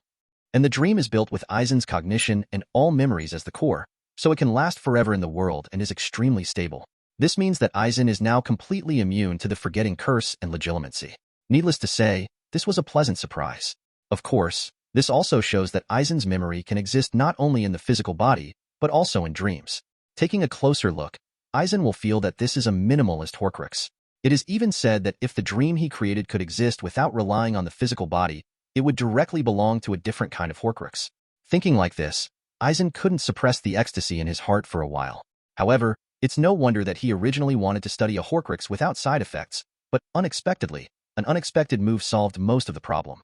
Of course, Eisen also faintly felt that the reason why he was able to develop such a spell and create a dream might have a lot to do with the gold finger on his body. Therefore, although Eisen has now created an alternative Horcrux prototype the dream, he still needs to continue to explore the secrets of the soul. Maybe one day in the future, Eisen will be able to discover the gold finger hidden deep in his soul. However, this issue is still a bit far away for the current Eisen, so I will not think about it for the time being. On the morning of Halloween, when Eisen was eating in the auditorium, he found many little wizards happily discussing something. From their words such as Honeydukes and Zako's joke shop can be heard, indicating that they are discussing Hogsmeade where they will go next. Of course, unlike the elation of others, Harry's mood was exceptionally low. Even though Hermione said that she would go to Honeydukes and bring Harry lots of sweets, it still didn't cheer Harry up. Still, Harry was looking forward to the Halloween dinner. This year's Halloween dinner should be great, but Harry felt that it would be even better if he could also go to Hogsmeade for a full day and then come back to join everyone in the Halloween dinner. After eating, the little wizards lined up in front of the foyer and checked the list of applications to Hogsmeade with the administrator Filch. Filch had to watch out for people who weren't supposed to sneak past. This level of strictness made Eisen quite tongue-tied. Although Eisen didn't understand why Hogwarts had such a rule, he didn't need to violate it. Therefore, Eisen had no intention of taking Harry to Hogsmeade. However, now that the Oniroi charm has been developed, Eisen plans to experiment on Harry. After the Oniroi charm was developed, Eisen was able to enter and exit the dreams he created at will. And every time the Oniroi spell is cast, it can strengthen self-cognition and memory, thus making the dream more stable. After entering the dream, just like Eisen tried before, he can realize whatever he wants in the dream. This is an attempt on one's own role, and for others' attempts, Eisen believes that it should be able to detect other people's memories, even souls. Of course, the ability to detect the soul Eisen is not sure. After all, he himself still hasn't touched his own soul. However, Eisen might as well try it out on Harry. Maybe they could detect the Voldemort soul fragment on Harry's body. However, when Eisen changed his perspective to look for Harry, he found that he was in Professor Lupin's office, and the two of them didn't know what they were talking about. In the evening, Eisen came to the Gryffindor common room and saw Harry, who was in a daze. "Professor Eisen, what's the matter?" Harry was a little surprised to see Professor Eisen coming in from the portrait hole. Yes, I know you can't go to Hogsmeade, so I'll come and cast a spell on you. Eisen pulled a chair and sat beside Harry and said slowly, What spell? Does it work? Harry's low mood subsided, and he became interested in an instant. Well, I invented a new spell that allows you to go to Hogsmeade. Eisen's lips curled up slightly, and he looked at Harry with great interest. Really? That's great. Professor, when do we start? Harry jumped up straight away. Yes, it's fine now, okay. Sit on the couch and relax. Eisen took out his wand, and a light fell on Harry, calming his mind. Then, Eisen cast the Oniroi spell, directly pulling Harry's consciousness closer to the dream. Before casting the spell, Eisen had expanded the dream, loading the entire scene of Hogsmeade into it. So, when Harry's consciousness was pulled into the dream, he was already on Hogsmeade Street. To remember the objects in the scene, Eisen is synchronized with reality. Among them, the behavior of the characters is reproduced according to Eisen's memory. So when Harry was hanging out in the Hogsmeade scene in the dream, it was pretty much the same as hanging out in the real Hogsmeade. Davy's Band Store, Honeyduke's Candy Shop, the Three Broomsticks, Zocco's Joke Shop, and more. Harry shuttled through the Hogsmeade scene, talked with virtual characters, and so on. When Harry traveled through Hogsmeade in the dream, Harry's memory was also revealed in the dream. Eisen wasn't interested in Harry's memory. Flipping through Harry's memory, he went straight back to the moment when Voldemort was killed. Voldemort hit Harry's forehead with an Avada Kedavra, only to have the spell bounce off Voldemort himself. Voldemort's body was shattered, and fragments of his soul splashed on Harry. Concentrating on feeling, extending from Harry's consciousness to the physical body, he could vaguely feel a little dissonance from his forehead, but he couldn't find Voldemort's soul fragment there. After several attempts, Eisen gave up for now. Obviously, the current Eisen really has no way to touch the soul, whether it is his own soul or the soul of others. It can be said that the experiment tried on Harry this time failed. Fortunately, this result was within Eisen's expectation. After all, it was not an easy matter to directly solve Harry's problems. With a thought, the flow of time in the dream became faster. Then, Eisen put away the dream and cut off Harry's consciousness. Harry's eyelids moved, and then slowly opened his eyes. Chapter 19 Hogsmeade Experience and Beginnings. How is it? Eisen asked with a smile, looking at Harry, who opened his eyes, with unstoppable excitement still showing on his face. It's just amazing. Harry's depressed mood was swept away. Professor Eisen, are those just now real? I also ate some candy and Honeydukes. It tastes so good. And Davies and Band Shop, there are all kinds of Quidditch props in it. Well, to a certain extent, none of that is real. Eisen smiled. However, those are all things I have experienced, and I have recreated them with magic, so what you see cannot be regarded as fake. After being stunned for a moment, Harry couldn't help sighing. Magic is really amazing. That's right, magic allows us to do things that ordinary people can't. Eisen nodded. Of course he understood what Harry meant. Within a few minutes, the fat lady's portrait hole opened, and some third-year wizards returned from Hogsmeade. The little wizard laughed and entered the Gryffindor common room, and it was obvious that everyone was having a good time. When Hermione saw Eisen sitting on the chair, her eyes lit up and she walked over. Professor Eisen, you have a taste? Well, and Harry, here are the candies for you. Hermione stuffed a handful of candies into Eisen's hands, and then handed some to Harry. Thanks, Hermione. Eisen winked at Hermione, picked up a piece of milk fudge and stuffed it into his mouth. Thank you, Harry said with a smile on his face, and then took out a piece of candy from a small bag of Pepperboy and stuffed it into his mouth and chewed. I saw this kind of candy in the Honeyduke's Candy Shop. It tastes a little not the same, but this one tastes better. You went to Hogsmeade? Ron's face was flushed from the cold, showing an expression of extreme surprise. Even Hermione looked at Harry strangely. Huh, no. Harry shook his head, then nodded again. However, Professor Eisen cast a spell on me just now, and then I felt like I really entered Hogsmeade. I went to the Honeyduke's Candy Store, and also to the Three Broomsticks and the Davies and Bangs Store. By the way, I also went to the post office to check. There are a lot of broomsticks in it. Hermione and Ron were stunned. They were eager to share some knowledge about Hogsmeade with Harry, but they didn't know what to say. Eisen on the side was a little dumbfounded seeing this. By the way, Harry, have you finished your homework? Hermione changed the subject abruptly. No, Harry said. After you went to Hogsmeade, I went to Professor Lupin's office and he made me a cup of tea. Then Professor Snape came in too. After Harry's narration, Hermione and Ron knew that Professor Lupin drank the potion prepared by Snape. Eisen nodded thoughtfully.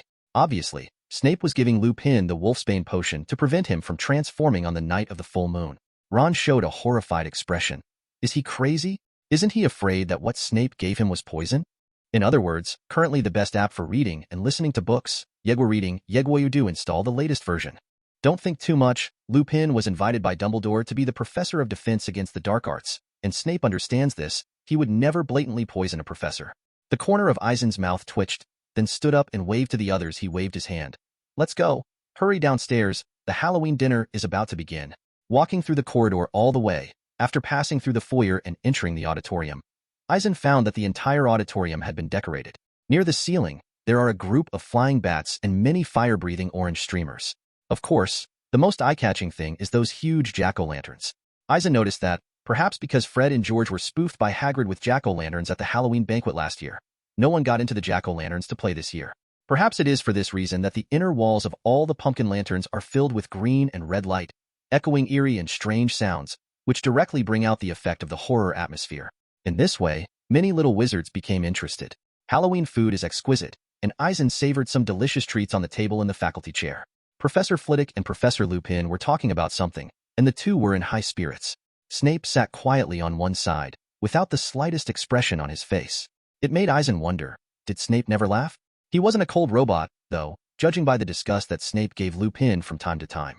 The banquet was held very smoothly, and the tense and depressive atmosphere since the beginning of Hogwarts seemed to be swept away. All the little wizards were laughing and talking. The dinner ended with entertainment provided by the ghosts of Hogwarts. Phantoms pop up from walls and tables to perform in a sort of gliding procession. Gryffindor's nearly headless Nick also makes an appearance, performing a scene from when he was decapitated. Everyone felt that they had had a good night, but what they didn't expect was that just 10 minutes after the dinner ended, the atmosphere reversed. Immediately, the little wizards spent a whole day in Hogsmeade, and the joy accumulated at the Halloween dinner disappeared, and the atmosphere of panic and depression permeated the castle again. When the whole thing happened, Eisen was still talking with Professor Lupin about the Patronus charm against Dementors. In Eisen's view, it is indeed confusing that Dementors can absorb happy emotions, but can be repelled by the patron saint representing happy emotions. However, after discussion, Eisen realized that although the Patronus represents happiness and beauty, it is also a kind of magic in essence. Therefore, the patron saint can resist and expel the Dementors. With a deep understanding of the essence, Eisen felt that the power of the spell he cast would be greater. Professor Dumbledore, I think you need to take a look. Something happened on the 8th floor. A little wizard staggered over with a panicked look on his face. Dumbledore and other professors walked quickly to the 8th floor, but Eisen didn't follow. When the God's perspective was opened, many young wizards could be seen gathered around the entrance of the Gryffindor common room. However, all the little wizards showed panic on their faces. The fat lady had disappeared, the portrait had been vandalized, large pieces of canvas had been torn from their frames, and small pieces of canvas had been left lying on the floor. Apparently, if nothing else, it was Sirius Black who did it. 10 minutes later, Dumbledore returned to the Great Hall. At the same time, the students of the 4 colleges also returned to the auditorium one after another. Except for Gryffindor's students, none of the students understood what was going on. After Professor McGonagall and Professor Flitwick closed all the doors of the Great Hall, Dumbledore began to speak. The faculty and myself will conduct a thorough search of the castle. Dumbledore scanned all the students. For your own safety, I think you may want to spend the night here. I asked the prefects to stand guard at the entrance of the auditorium, and the presidents of the male and female student unions to stay in the auditorium and take charge of the management, and report to me immediately if there is any problem. After giving his orders, Dumbledore moved the 4 long dining tables to their positions against the walls with a wave of his wand. Then, with another wave of his wand, he conjured up hundreds of sleeping bags. After leaving the auditorium door, several professors received tasks from Dumbledore to explore each floor. Eisen was tasked with exploring the Astronomy Tower, West Tower, and North Tower. In this regard, Eisen has no opinion. Standing on the top floor of the Astronomy Tower where he was teaching, Eisen opened the God's perspective, and he could clearly see everything he wanted to see. At 3 o'clock in the morning, Eisen saw Dumbledore after entering the auditorium. Professor Dumbledore? Eisen said calmly, nothing unusual. So, Trelawney's room? Where the owls roost? Dumbledore pressed. That's right, I've checked everything. Eisen nodded. Headmaster? Snape opened the Great Hall door and walked in, then came straight to Dumbledore. The entire 4th floor has been checked, and he's not there. Filch has checked the keep, and there's no. Obviously, Sirius Black won't be staying at the castle. Dumbledore glanced at Eisen and Snape, and then said slowly. For a while, several people fell silent. Chapter 20 Panic Contagion in the Quidditch match. How did Sirius Black get in? Do you have any idea about that, Headmaster? Snape asked after a while. Professor Eisen, what do you think? Dumbledore pondered for a moment, then turned to look at Eisen. Dumbledore's action made Snape focus on him as well. There are Dementors guarding the entrance, so it is unlikely that he can come in. However, if there is a way to hide from the Dementors, then it may not be impossible to sneak into Hogwarts. Eisen was silent for a while, and then said his guess. You mean, via Polyjuice potion? Snape said suddenly. Oh, that's right, that's what I meant. Eisen narrowed his eyes slightly. Originally, Eisen was alluding to Animagus, but the Polyjuice potion that Snape mentioned seemed to be able to fool the Dementors. Just like Barty Crouch Jr., his mother used Polyjuice potion to replace her body, and also managed to get Barty Crouch Jr. out of Azkaban's Dementor guard's Azkaban. If that's the case then, Severus, I'll trouble you next. Dumbledore's eyes lit up thoughtfully, and he nodded at Snape. Yes, Headmaster, I will prepare some antidote, but I have to remind you that if Black has the help of insiders, it is very easy to enter Hogwarts Castle. Snape nodded, but the tone changed, and another thing was mentioned. Remember our conversation? Just before the semester started you appointed Severus, I don't believe anyone in this castle would be willing to help Black in. Dumbledore cut off what Snape was about to say. Apparently, the person Snape suspected was none other than Defense Against the Dark Arts Professor Lupin. However, from Eisen's point of view, it was normal for Snape to have such thoughts. After all, he knew that Lupin and Blake were involved.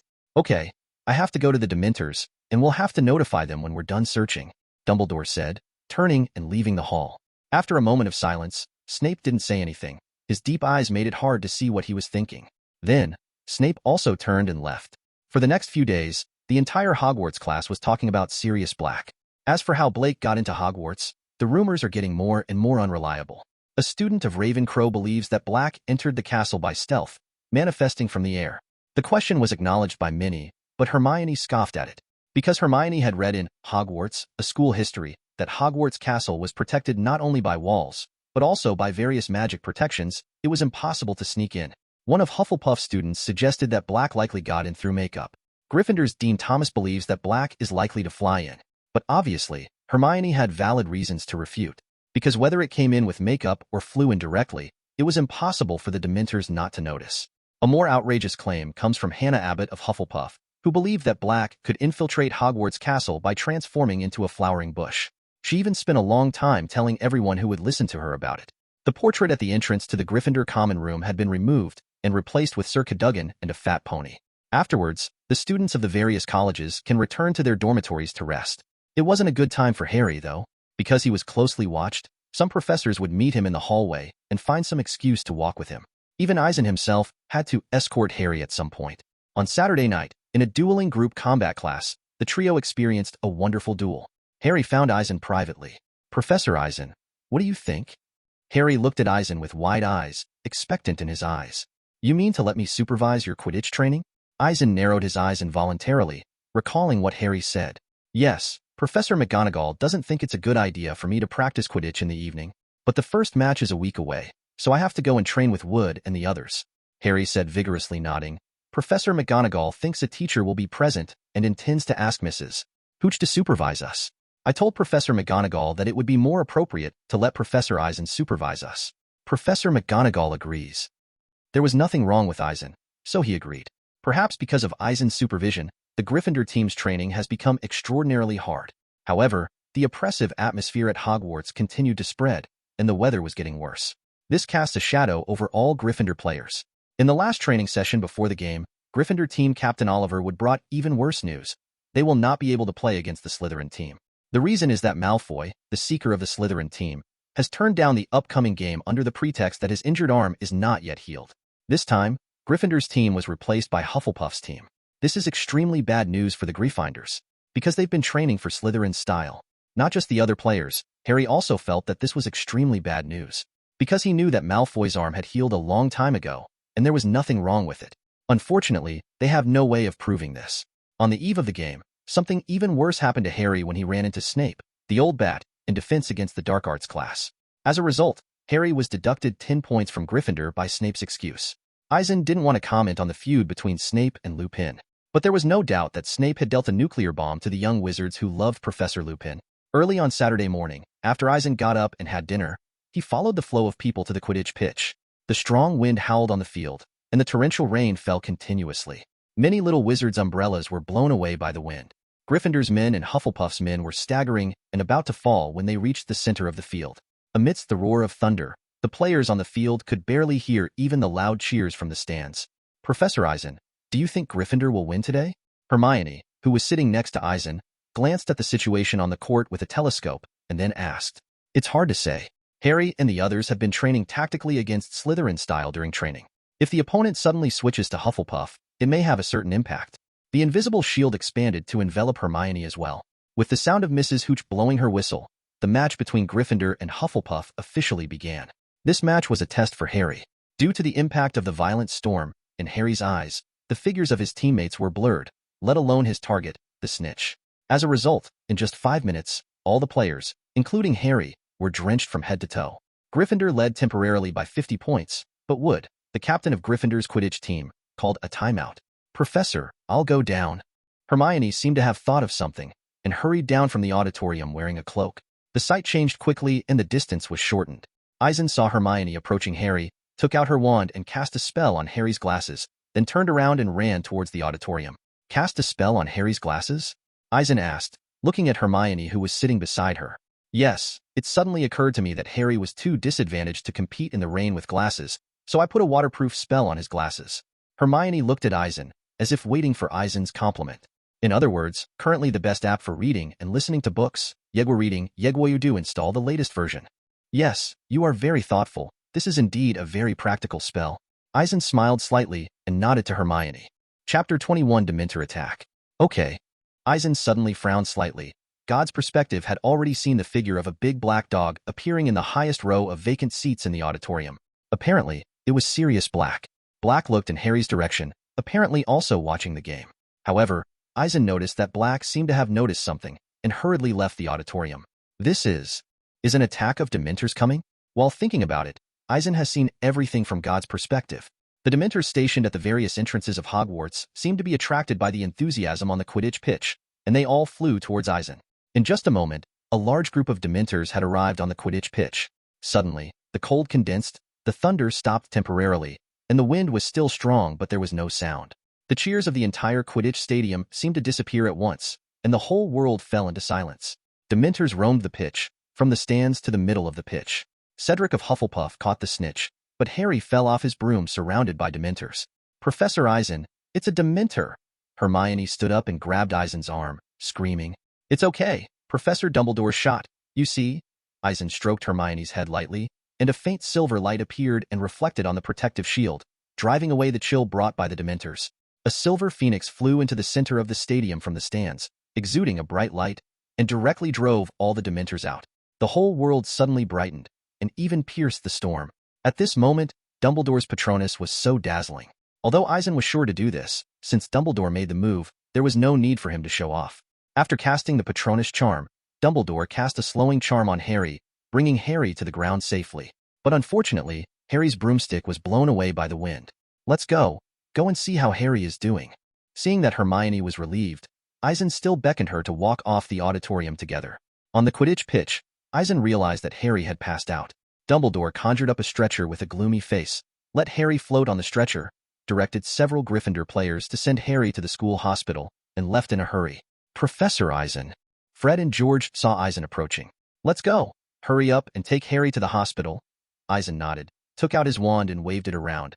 The invisible protective shield covering his body spread, covering several Gryffindor students. After the wind and rain were separated, the speed of the few people accelerated a lot. A few minutes later, Harry had been carried into the school hospital and was lying on a hospital bed. Looking at the members of Gryffindor's Quidditch team, mud-splattered and drenched, Eisen returned them to normal with a cleansing charm. Eisen had just finished casting a spell on them when Professor Flitwick walked in from the outside. "Professor Flitwick, who are you?" Seeing that Professor Flitwick came in, with some pieces of wood and broom tails floating behind him, Eisen was taken aback for a moment. Unfortunately, Harry's broomstick was broken by the Whomping Willow. Professor Flitwick waved his wand, and the pieces of wood and broom tail burrowed into a school bag and landed next to Harry's bed. This is indeed a regrettable thing." For a while, Eisen was also a little speechless. After Professor Flitwick left, Eisen looked at the school bag under his feet and couldn't help shaking his head. Everyone continued to gather around Harry's bed, showing worried expressions. "Professor Eisen, is Harry okay?" Hermione stood beside Eisen, looking at Ron, Fred, Arya and others around Harry's bed, showing a worried look. "Don't worry, Dumbledore has checked on Harry's situation. He will be fine," Eisen comforted, pointing to Harry after a pause. "Look, isn't he awake?" Hermione turned her head to see that Harry's eyes had already been opened. "Harry!" Fred moved closer to Harry. What do you think? What happened? Harry seemed to have thought of something and sat up suddenly, startling everyone around the bed. Well, you fell, Fred hesitated. Probably. So, 50 feet? Did we think you were dead? Arya's body trembled a little, and the people next to her also showed expressions of fear. That match, what happened? Harry turned to look at the crowd. Can we play again? Hearing Harry's question, everyone fell silent for a while. We didn't fail, did we? Harry's voice deepened a lot as if he had expected the end. Cedric caught the snitch. George explained aloud. He didn't understand what happened. When he looked back and found you fell to the ground, he planned to interrupt the game and want to replay it. But they won in the light of day, and even Wood admitted it. Where's Wood? Seeing the gloomy expressions on everyone's faces, Harry suddenly asked as if remembering something. Well, he's still drenched in the rain. I think he's going to drench himself. Fred shrugged. After hearing Fred's words, Harry couldn't help but bury his head in his knees, clutching his hair with both hands, seeming extremely depressed. Okay, don't think so much, Harry. You've always caught the snitch before. Fred grabbed Harry's shoulder and shook it roughly a few times. Yes, there will always be times when people miss. George said, and the game is not over yet. That's right. We lost 100 points, right? So, if Hufflepuff loses to Ravenclaw, and we beat Ravenclaw and Slytherin, then Hufflepuff loses 200 points. Fred tried to comfort Harry. 10 minutes later, Madame Pomfrey came in and interrupted Fred and George, saying that Harry needed some quiet time to recuperate. The team members left one after another, leaving Harry lying on the bed in a daze. Harry, are you all right? Eisen stepped forward and said, Don't worry, Dumbledore knows about it, and he will take care of it. Ron and Hermione stepped forward, looking at Harry worriedly. I'm fine, Professor Eisen. Looking up at Eisen, Harry changed the subject. Did someone get my Nimbus 2000? Well, it was blown away when you fell. Hermione hesitated. And then? Harry looked at Hermione. And then it hit the Whomping Willow, Hermione said carefully. And then? Harry's breath became short of breath. Air, you know, the Whomping Willow doesn't like to be hit. So Ron said with a look of embarrassment. Professor Flitwick just delivered it. Eisen took out his wand and pointed to the school bag on the ground. The bag flew up and turned upside down, dumping the remains of the broomstick at Harry's side. The news that Harry Potter was attacked by Dementors and fell off his broom quickly spread throughout Hogwarts. This was the second time Harry had been scared by a Dementor and passed out.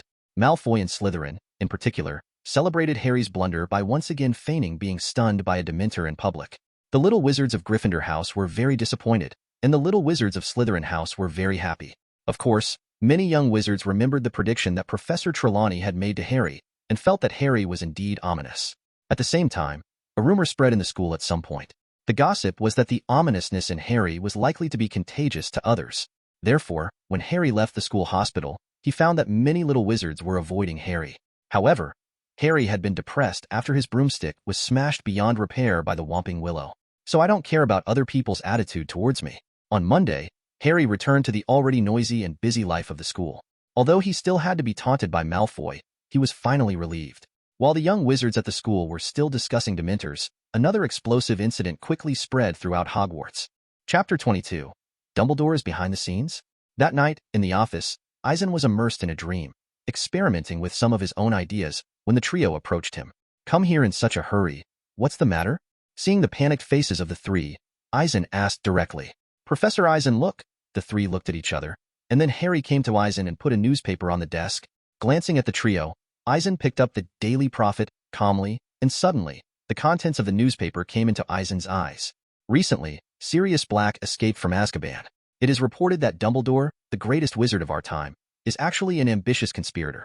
He took the opportunity to help the liar Gilderoy Lockhart succeed prison break. In this regard, the Minister of Magic, Cornelius Fudge, approached Dumbledore specifically to deal with the matter. Dumbledore vehemently denied the accusation. But the Ministry of Magic has extracted relevant memories from a Muggle as direct evidence. The Ministry of Magic had reason to suspect that Dumbledore was behind Sirius Black's escape from Azkaban. In this regard, Dumbledore firmly denied it and fought back, submitting the evidence that the Dementors stationed at the entrance of Hogwarts attacked the students and made the savior Harry Potter unconscious. Our reporter Rita Skeeter special report. After reading this article, Eisen interrupted what the trio wanted to say, closed his eyes and meditated. What the hell is this? Are you making wool? Did Lockhart escape from prison? Or did Dumbledore help? For a moment, Eisen's mind was racing with thoughts, and he couldn't figure out what was going on. After a while, Eisen opened his eyes and saw the three of them looking at him eagerly. After taking a deep breath, he asked directly, "Is there anything you want to say? Professor Eisen, is it true that Dumbledore helped Sirius Black escape?" Ron spoke first. "What kind of reporter is Rita Skeeter? I think you should be very clear. She likes to make up things. Therefore, Dumbledore can't be that kind of person." Frowning slightly, Eisen said the tone. "What about Dumbledore helping Lockhart escape from Azkaban?" Seeing Eisen looking at herself, Hermione's voice dropped a lot. "I mean, the Ministry of Magic found evidence from a Muggle memory. Why did Dumbledore help Lockhart escape from prison?" Eisen glanced at the trio and said slowly, "Don't forget, Dumbledore was interviewed by the Daily Prophet and exposed Lockhart's true colors, so he was imprisoned. Azkaban." Dazed looks appeared on Harry and Ron's faces, thinking of the evidence they had found in Lockhart's office earlier. However, Hermione still had a troubled look on her face. "Okay, remember what Lockhart is capable of?" Eisen couldn't help reminding aloud, seeing the troubled look on Hermione's face. "Professor Eisen, you mean the Oblivion Curse?" Hermione said with a thoughtful look in her eyes. "The Ministry of Magic says it has extracted a memory from a Muggle as evidence, but remember, memories can be tampered with. And Lockhart happens to be a master at manipulating memories." "So," Eisen nodded, stopped halfway through. "So, the Ministry of Magic's claim that Dumbledore helped Lockhart break out of prison may be false." Hermione eagerly answered. Immediately, Harry and Ron also breathed a sigh of relief. "Is that so?" Eisen was a little suspicious. In the original book, Lockhart seems to have lost his memory forever and has been lying in St. Mungo's hospital for magical injuries and injuries. As for what happened afterwards, because it was not the protagonist group, there was no news. However, it can be seen from a few words that even though Lockhart lost his memory, the identity of the liar was still not disclosed by Harry and Ron. This allowed him to still receive some letters from fans while he was at St. Mungo's. But now, due to some accidents, although Lockhart was sent to St. Mungo's for treatment and then sent to Azkaban, he did not lose his memory. In this way, if some butterfly effects are caused, Eisen can actually understand. However, what skills does Lockhart have to escape Azkaban? Was it true that Lockhart had escaped from prison with the help of Dumbledore, as the Ministry of Magic said? However, Dumbledore clearly had no reason to do so. If it wasn't done by Dumbledore, then Lockhart tampered with a Muggle's memory after he escaped and blamed Dumbledore? But there is another question, that is, what is Lockhart capable of escaping Azkaban? For a while, Eisen couldn't figure out what was going on. "Okay, it's okay. You go back first. I'll talk to Dumbledore about this." After a moment of silence, Eisen waved to the trio. "Oh, okay. Goodbye, Professor Eisen." The trio were taken aback, looked at each other, waved to Eisen, and left. After the trio left, Eisen stood up and paced back and forth in the office. After glancing at the newspaper on the desk, Eisen frowned slightly. In the first and second grades, Eisen basically ran with him. At most, he can do some actions in the dark, but he still hides himself. What will happen next? He was completely unpredictable. Pacing back and forth, Eisen paused, and a flat mirror appeared in his hand. "Cast your eyes on it, and you will find two red lights shining in the mirror. One of the red lights is the name of Peter Pettigrew, and the other is the name of Sirius Black. Cut the mess quickly. Let's get rid of the school affairs first." Eisen murmured, put away the plain mirror, took the newspaper, turned and left the office. A few minutes later, Eisen arrived at Dumbledore's office. "I guessed right, you will come to me." After welcoming Eisen into the office, Dumbledore looked at him with such an expression. "You knew I'd come to see you?" Seeing Dumbledore's expressionless face, Eisen narrowed his eyes slightly. "Yes, you see, you're here for this too, aren't you?" Dumbledore took the newspaper from Eisen's hand, glanced at the contents, and threw it on the desk with a look on his face. "Ridicule. Some time ago, you entrusted me to find Slytherin's locket. You said you have something to deal with, and that's it?" Eisen changed the subject and talked about his own guess. "You're smart." Dumbledore paused, beckoning to Eisen after sitting behind his desk. "In other words, Gilderoy Lockhart also escaped not long after Sirius Black escaped?" Eisen sat on the chair next to him. "If I wasn't sure, I'd have thought you were there." Dumbledore said in an admiring tone. "This matter was not announced at the time, which means that you and Fudge had a good talk." Hearing what Dumbledore said, Eisen couldn't help but roll his eyes. "Yes, that's one of the reasons I agreed with the Ministry of Magic to send Dementors to Hogwarts." Dumbledore nodded. "However, this matter was announced all of a sudden, and you were labeled a conspirator?" Eisen said without any strange expression on his face. "Harry was attacked by Dementors at the Quidditch match, and I was very angry when Harry passed out," Dumbledore said with a sigh. "I don't think Dementors should be allowed to roam around the castle unscrupulously anymore, so Fudge was called, but apparently, the matter is not settled." Eisen showed a clear look. "Yes, everyone now knows that not only Black escaped from Azkaban, but even Gilderoy escaped from Azkaban." Dumbledore took off his glasses and looked a little gloomy. So, how did Lockhart escape from Azkaban? Eisen reached out and picked up the newspaper. It says that a muggle has the memory of you escaped from Azkaban with him. I don't know. Dumbledore hesitated, then answered solemnly. Nodding, Eisen fell silent for a moment. Chapter 23. Expose the Identity. Okay, Eisen, do you have anything else to do?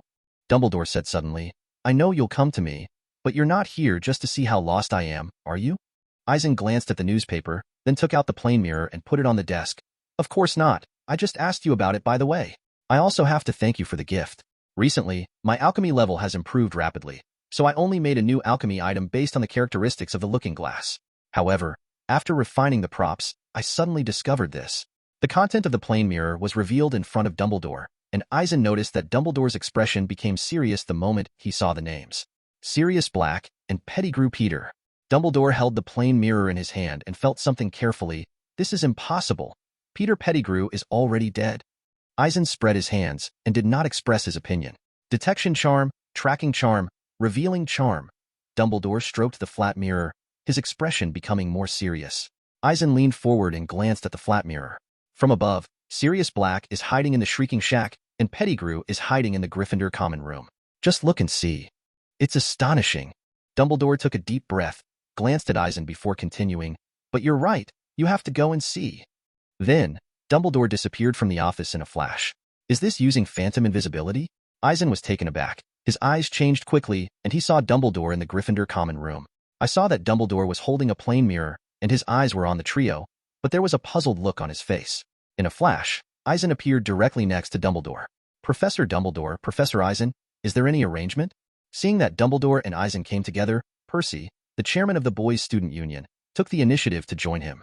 Percy, arrange for the other students to go to their dormitories to rest. Dumbledore glanced at the plane mirror and ordered Percy directly. Yes, Professor Dumbledore. Seeing Dumbledore's arrangement, Percy didn't continue to ask and turned to arrange other students. What is Professor Dumbledore here for? Is something wrong? I don't know. Could it be the thing in the papers? Who's behind Sirius Black's escape? That's horrible. Stop thinking about it. Go back to sleep. The little wizard whispered, and when they returned to their dormitories, they looked back, as if they wanted to know what happened. Hermione, Harry, and Ron, come here. Seeing that the trio was about to leave, Eisen beckoned to the trio directly. Seeing this, the three of them came over in a daze. Perhaps they heard the voices of some young wizards. When the trio came over, they couldn't help swallowing, as if they were worried about something. Ron, put your school bag down. Eisen glanced at the flat mirror in Dumbledore's hand, and found that Peter Pettigrew's name was moving with Ron's movement, so he gestured directly to Ron.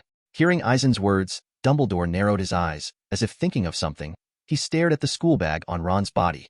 Ah, this. Ron opened his mouth, but seeing that Professor Eisen and Professor Dumbledore were so solemn, he didn't say anything, put down his school bag and walked over. Professor Eisen, is something wrong? Coming to Eisen's side, Hermione saw that Dumbledore was still staring at Ron's school bag and tugged at Eisen's sleeve and asked in a low voice.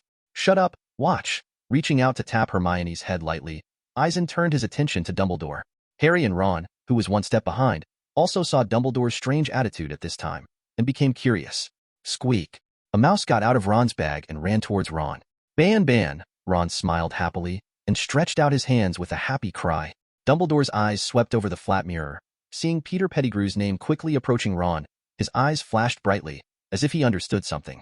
Also, Dumbledore took out his wand, and with just one finger, the rat Scabbers, who was sprinting towards Ron, was directly covered by a glass cover that appeared out of thin air. Squeak. Perhaps because of being enchanted, Banban the mouse couldn't break the glass cover at all, and Banban, who was trapped in the cover and couldn't get out, screamed anxiously.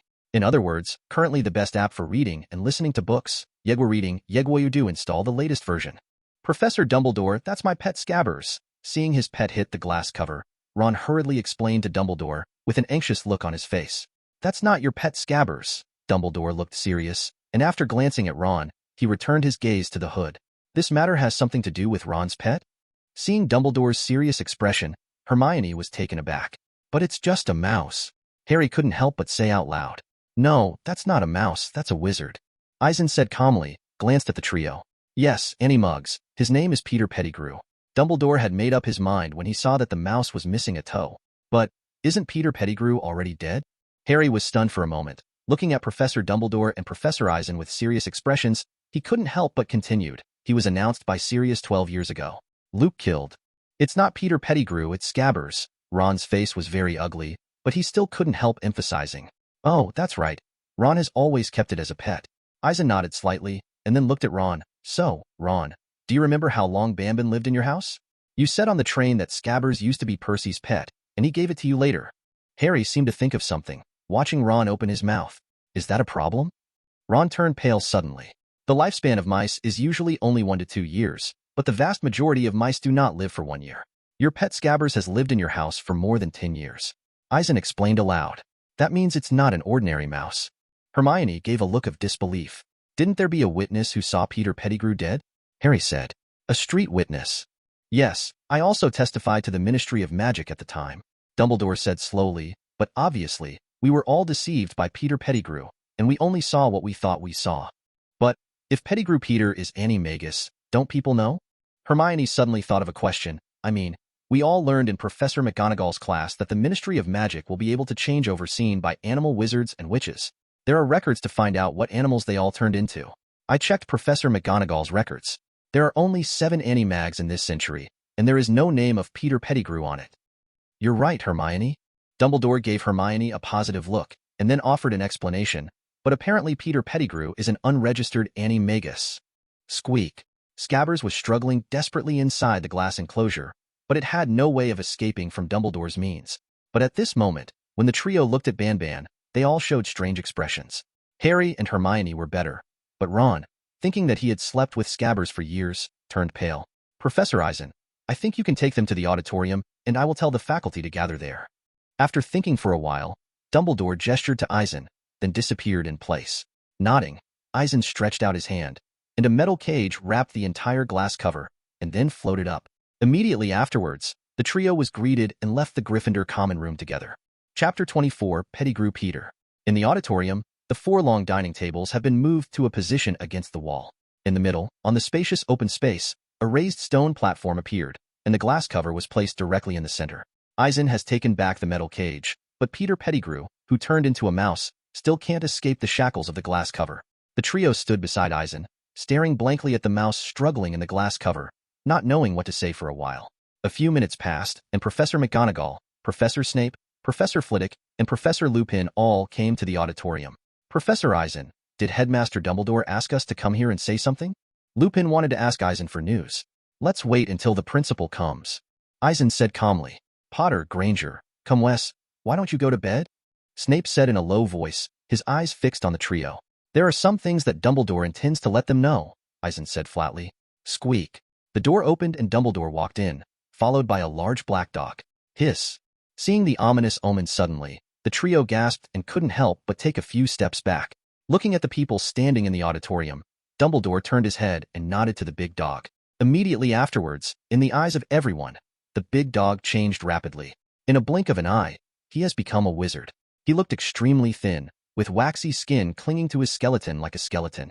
The hair on the head fell to the elbows in a tangle, messy and dirty. His eyes were hidden in the deep and dark eye sockets, but they emitted a particularly dazzling brilliance. He grinned with yellow teeth when he saw everyone, especially Snape and Lupin. Sirius Black, Harry exclaimed, and the atmosphere in the auditorium became tense. Headmaster, you captured Sirius? Snape's eyes seemed to be on fire. I think he needs to be punished. After Snape finished speaking, he took out his wand and pointed it at Black, and an invisible sharp edge faltered, about to cut it in half. Even Harry on the side couldn't help but took out his wand and pointed it at Black. Harry, you are so brave, just like your father. Black didn't move at all, just smiled and saw Harry at a glance. Okay, stop it. Dumbledore waved his hand to stop several people from moving. But, he killed my parents. Harry yelled, his hand shaking with his wand. Yes, Harry, I'm killing them. Black couldn't stop laughing. His sunken eyes looked at Harry. I persuaded Lily and James to replace me with Peter at the last moment, convinced them to use Peter as a secret keeper instead of me. It's all my fault. I went to see Peter the night they died, but by the time I got to where he could hide, he was gone. There was no sign of a fight there, and I felt something was wrong, so I went to where your parents lived. When I saw the house they lived in, it had been destroyed. I also saw their bodies. I knew Peter must have done something bad, and I knew I was terribly wrong. This is really nonsense. Everyone knows that Peter Pettigrew was killed by you, and he was killed 12 years ago. Snape's face darkened. Look at this, Dumbledore sighed. turning the flat mirror over for everyone to see. Sirius Black's name had returned to normal, but Pettigrew's name was still glowing red. Immediately, Snape, Lupin, and the others all turned their attention to the struggling mouse in the glass cover. Seeing Pettigrew Peter, who had turned into a mouse, Black grinned grimly and took out his wand, about to attack him. "Don't worry, Black. You have to tell everything." Dumbledore stopped Sirius Black. Black froze for a moment, then grinned. "Hey, after Lily and James died, I went to look for Peter, who was crazy, and I drove him to nowhere to escape, and he yelled to let him go. The whole street heard it, and he said I betrayed James and Lily. Then, before I could curse him, he blew up the whole street with his wand hidden behind his back. Then Peter hid in the gutter like the other rats." While speaking, Black also took out a crumpled piece of paper from his robe. After he smoothed the paper, the content on it was revealed. That was a photo of Ron's family. Last summer, when Mr. Weasley won the lottery and took his family on a trip to Egypt, a photo was published on the Daily Prophet. "See, that's Peter." Black pointed to the photo, the pet scabbers on Ron's shoulder. "I recognized him immediately. How many times have I seen him transform? Back to Hogwarts for school, to where Harry was. God, look at its front paws." Lupin looked at the photos in the newspaper, then at Scabbers trapped by the glass cover, and sighed gently. So what?" Ron couldn't help but speak. "It's missing a toe." Black's cheek twitched. "That's right. The biggest piece of Peter's remains they found was his finger," Dumbledore said. "That means we've all been tricked?" The astonishment on Professor McGonagall's face never faded. So, Black escaped from Azkaban not to kill Harry, but to find Peter Pettigrew, who was hiding beside Ron? Hermione whispered. "That's right. Stop talking about these things. There is a way to prove what really happened in the past." Black stepped towards the direction of the glass cover. Squeak. The mouse struggled and seemed to want to try harder, but he was absolutely unable to escape in front of so many people, forcing him to reveal himself. Lupin said, glancing at Dumbledore, wondering what he thought, with a look of shame on his face. Dumbledore walked straight over, tapped with his wand, and the glass cover disappeared without a trace in an instant. Then, a brilliant blue-white light shot from the tip of the wand, hitting Scabbers, who was trying to escape. Afterwards, the small black body suspended in midair and twisted crazily. Pulling her sleeves tight, Hermione grabbed Eisen's arm. Harry looked quite nervous, and Ron looked at everything in front of him with a pale face. If it weren't for the presence of all the professors, the trio might have screamed. After the mouse fell to the ground, it gave off a dazzling flash, and then a head appeared out of nowhere on the ground, and its limbs also stretched out. In the blink of an eye, a wizard appeared where the mouse had been. It was a very short wizard, not much taller than Hermione. His appearance is like that of an obese person who has lost a lot of weight in a short time. His light-colored hair was disheveled, with a large patch of baldness on top. What makes Eisen speechless is that his pointed nose and small eyes are very characteristic of mice. After being forced to show his original shape, Peter Pettigrew rolled his eyes in a circle, swept to the side of the gate, and then quickly turned back.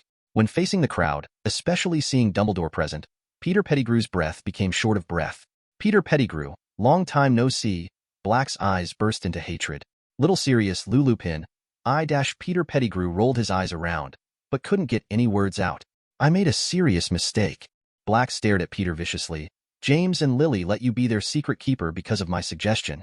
I thought that was the perfect plan. Voldemort will definitely come after me. Never think they use something as weak and stupid as you as a secret keeper. But you told Voldemort that you could tell him their secrets, and that moment must have been the happiest moment of poor life. Harry, believe me." Black turned to look at Harry and said hoarsely, "I never betrayed James and Lily. I would rather die than betray them." Harry nodded blankly and said nothing.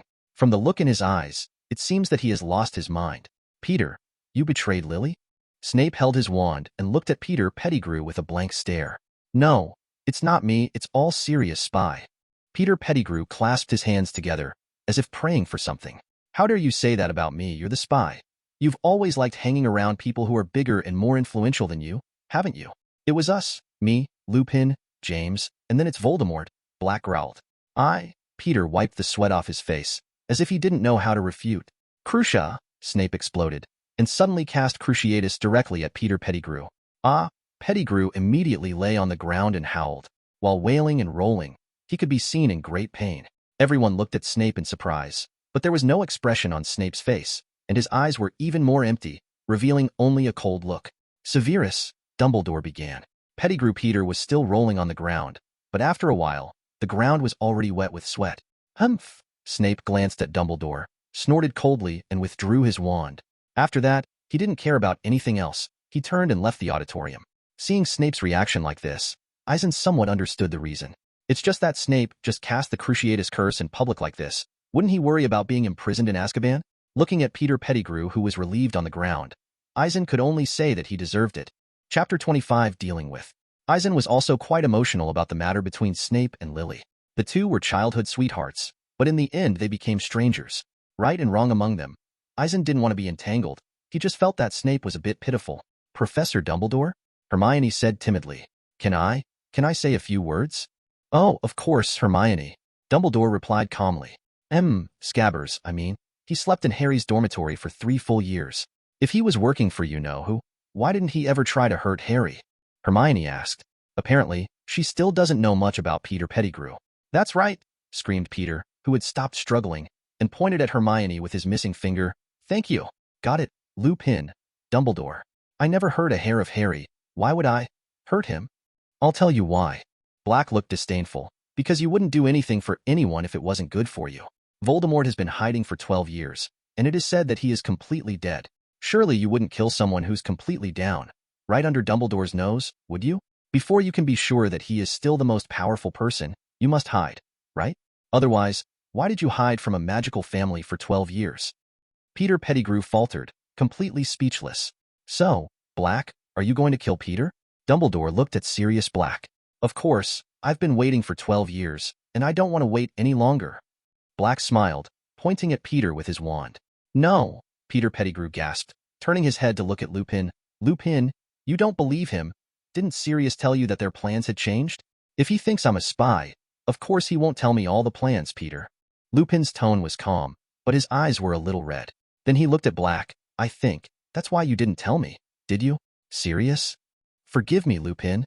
Black stared at Peter Pettigrew without turning his head. It's all right, Padfoot, old friend. Lupin pulled out his wand. In turn, I thought you were a spy, and you'll forgive me, won't you? Of course. A wanton smile appeared on Black's face. Will you kill him? Yes, of course I think so too. Lupin said with a gloomy face. No, you won't, you won't. Seeming to regain some strength, Pettigrew panted and crawled towards Ron. Ron, haven't I always been your good friend, good pet? You won't let them kill me, will you? You're on my side, aren't you? Vomit. Ron stared at Peter in extreme disgust, then remembered something and couldn't help retching. He used to sleep in the same bed as me. Ron looked up and revealed the tragic truth. Benevolent child, merciful master. Peter Pettigrew crawled on his stomach, continuing to crawl toward Ron. You won't let them do it. I'm your rat. I'm a good pet. If you're a better mouse than a human, then there's nothing to brag about, Peter. Black's face flashed with anger, and he said through gritted teeth. Ron stepped back quickly, ducking aside, out of the way of Peter Pettigrew. Then, Pettigrew, Peter, turned to Eisen and looked at Hermione. Good girl, smart girl. You won't let them do this, help me. Peter Pettigrew was clearly on the verge of breaking down. Hermione hid behind Eisen with a single step. Seeing Peter Pettigrew's miserable appearance, Eisen was not moved at all. Harry, you really look like your daddy. Like he dash. Peter Pettigrew turned to Harry, seemingly grasping at straws. How dare you face him? You still talk about James in front of him? Black yelled angrily. Harry, James won't let me be killed. He'll understand me. Peter Pettigrew whispered, keeping his eyes on Harry. You betrayed Lily and James to Voldemort. What else do you want to say? Black stepped forward and kicked Peter Pettigrew hard, then pointed his wand at him. Peter, you should understand that we will kill you. Goodbye. Lupin stepped forward and aimed his wand at Pettigrew. Peter. No, you can't kill him. Harry seemed to suddenly remember something, and stopped in front of the two of them after yelling. Harry, you lost your parents because of this gangster. Black couldn't help but roared, and Lupin on the side also looked at Harry in shock. They didn't understand why Harry would shield the real murderer. I understand, but we can put him in Azkaban, just don't kill him. Harry gasped and stated his purpose. Eisen noticed that Dumbledore on the side looked appreciative of Harry's decision. Harry, Peter Pettigrew gasped and fell to his knees. Thank you. Are you doing me a favor? Thank you. To be honest, I have been using Yegwa to read and read books recently, changed sources, and read aloud with many timbers. Yegwa Udo Android and Apple are all available. I didn't do this for you. I did it just because my dad wouldn't want his best friend to kill someone, especially someone like you. Harry had a look of disdain and contempt. You're the only one with the authority to make such a decision, Harry. Black took a deep breath, but, come to think of it, what did he do? He's going to be in Azkaban. Harry looked at Black. If anyone should be in there, it's him. I think what Harry said is right, Eisen said suddenly at this time. Seeing that everyone was looking at him, he continued, there are Dementors stationed at each entrance of Hogwarts. Everyone knows what it is reason. Because Black escaped from Azkaban.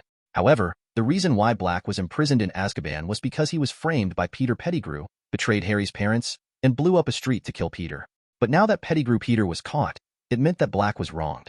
If Peter Pettigrew is killed, then there's no way to clear Black's grievances. Professor Eisen was right, Dumbledore said, and with a flick of his wand, Peter Pettigrew passed out. Then he looked at Black. Sirius, you are Harry's godfather, I think. If your grievances are cleared, you will be happy to live with Harry under a new identity. Sirius Black is my godfather?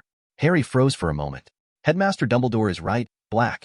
You are not just Sirius Black now, you are Harry's family. Lupin nodded and looked at Black. If Peter Pettigrew is handed over to the Ministry of Magic, it means that Black will be free. If he has his honor restored, then, Harry, you can consider living with him. Eisen winked at Harry. Leave the Dursleys? Harry's eyes flashed suddenly. Yes, I know. You probably wouldn't want to. Black's eyes flickered. No, of course I want to leave the Dursleys. Do you have a house? When can I move in? Harry's voice cracked. You really want to? Black asked again. Of course. It was a different feeling for Harry to have a different home. Seeing Harry's answer like this, Black showed a real smile for the first time. That night, Hogwarts was very quiet, but some people couldn't sleep for a long time. Dumbledore trapped Peter Pettigrew with a spell, and at the same time, arranged for Sirius Black to live in an abandoned classroom at Hogwarts. Snape didn't sleep well when he found out who betrayed Lily, and Lupin didn't sleep well when he found out the truth. Harry knew the real culprit who betrayed his parents, and also knew that Sirius Black was his godfather. So many feelings rushed into his heart, and he couldn't sleep. As for Ron, the thought of sleeping in the same bed with an old man for years made him sick. Chapter 26 put Snape in Azkaban? Early on Tuesday morning, the school was still talking about Harry being attacked by a Dementor since the incident hadn't been made public yet. Eisen didn't care about this. After opening the God's perspective, he found that Dumbledore was not at Hogwarts. In addition, Sirius Black and the captured Peter Pettigrew are also missing. After coming to the auditorium, Eisen saw the trio. Hermione looked very calm as she sipped her porridge and ate a roll. On the other hand, Harry and Ron seemed to have no appetite. Harry seemed to be thinking about something and was in a daze, while Ron had a troubled and depressed look on his face. What's wrong? Still thinking about what happened yesterday? Eisen went straight to sit next to Hermione and saw the appearance of Harry and Ron. Eisen spoke directly. During the holiday, the Wesleys said that Sirius Black escaped from prison because of me. Harry recovered, and then pursed his lips. Everyone said he was the one who betrayed my parents. I just found out yesterday. He's my godfather. Don't think too much.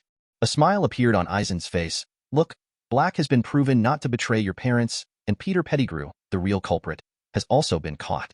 In this way, you are in Hogwarts. Not only is it safe, but I also have an extra family member, which is a good thing.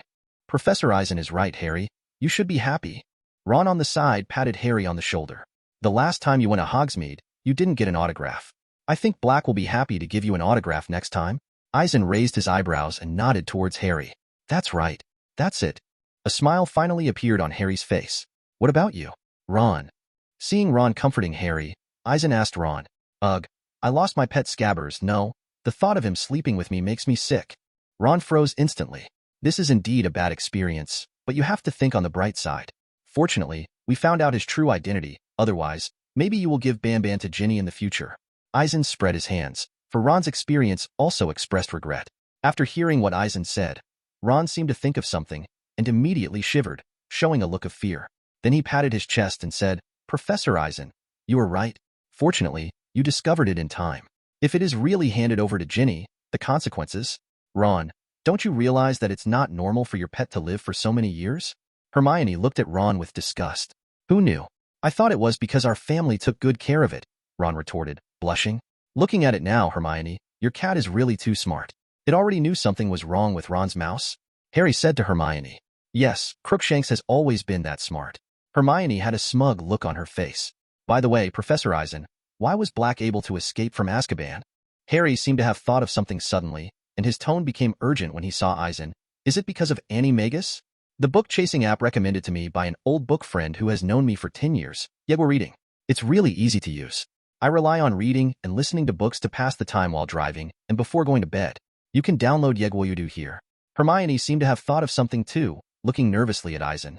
Yes. Eisen was slightly taken aback and decided to explain the matter. Usually if a wizard is imprisoned in Azkaban, then he has to face the Dementors all the time. The terrifying aspect of Dementors, I think Harry, you know? Seeing Harry nodding his head thoughtfully, Eisen paused and continued. The reason why Black was able to stay in Azkaban for 12 years and still have a clear mind is largely because he knows he is innocent. Also, Black is Animags, you all saw that. If Black can't hold on, he can become a dog. This way, the Dementors are invisible. Dementors can feel human emotions, especially positive, happy emotions. So on the day of the Quidditch match, they would be attracted by the little wizards gathered on the pitch, and they attacked Harry. But after turning into animals, they have no way to judge. Therefore, Black was able to take the opportunity to escape from Azkaban. Professor Eisen, if this is the case, wouldn't it be useless for Peter Pettigrew to be imprisoned in Azkaban? Harry swallowed, feeling as if he had made a wrong decision. That's right, Peter Pettigrew is also Animagus, and he will definitely not be afraid of Dementors when he is imprisoned in Azkaban. In this way, will he sneak out of it like Sirius Peter? A look of surprise appeared on Ron's face. It is indeed very possible. Eisen nodded thoughtfully. However, you also saw what happened yesterday, when Black was on the scene, and Professor Dumbledore was also there. Since Peter Pettigrew was to be handed over, Dumbledore and Black would definitely explain everything to the Ministry of Magic. When the time comes, they will certainly take into account the fact that Peter Pettigrew is a legal Animax. Is that so? Harry was still a little worried.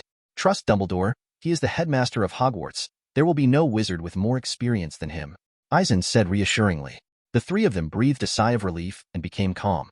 By the way, Professor Eisen, why did Snape cast the Cruciatus Curse on Pettigrew Peter last night, when he knew he had betrayed Harry's parents?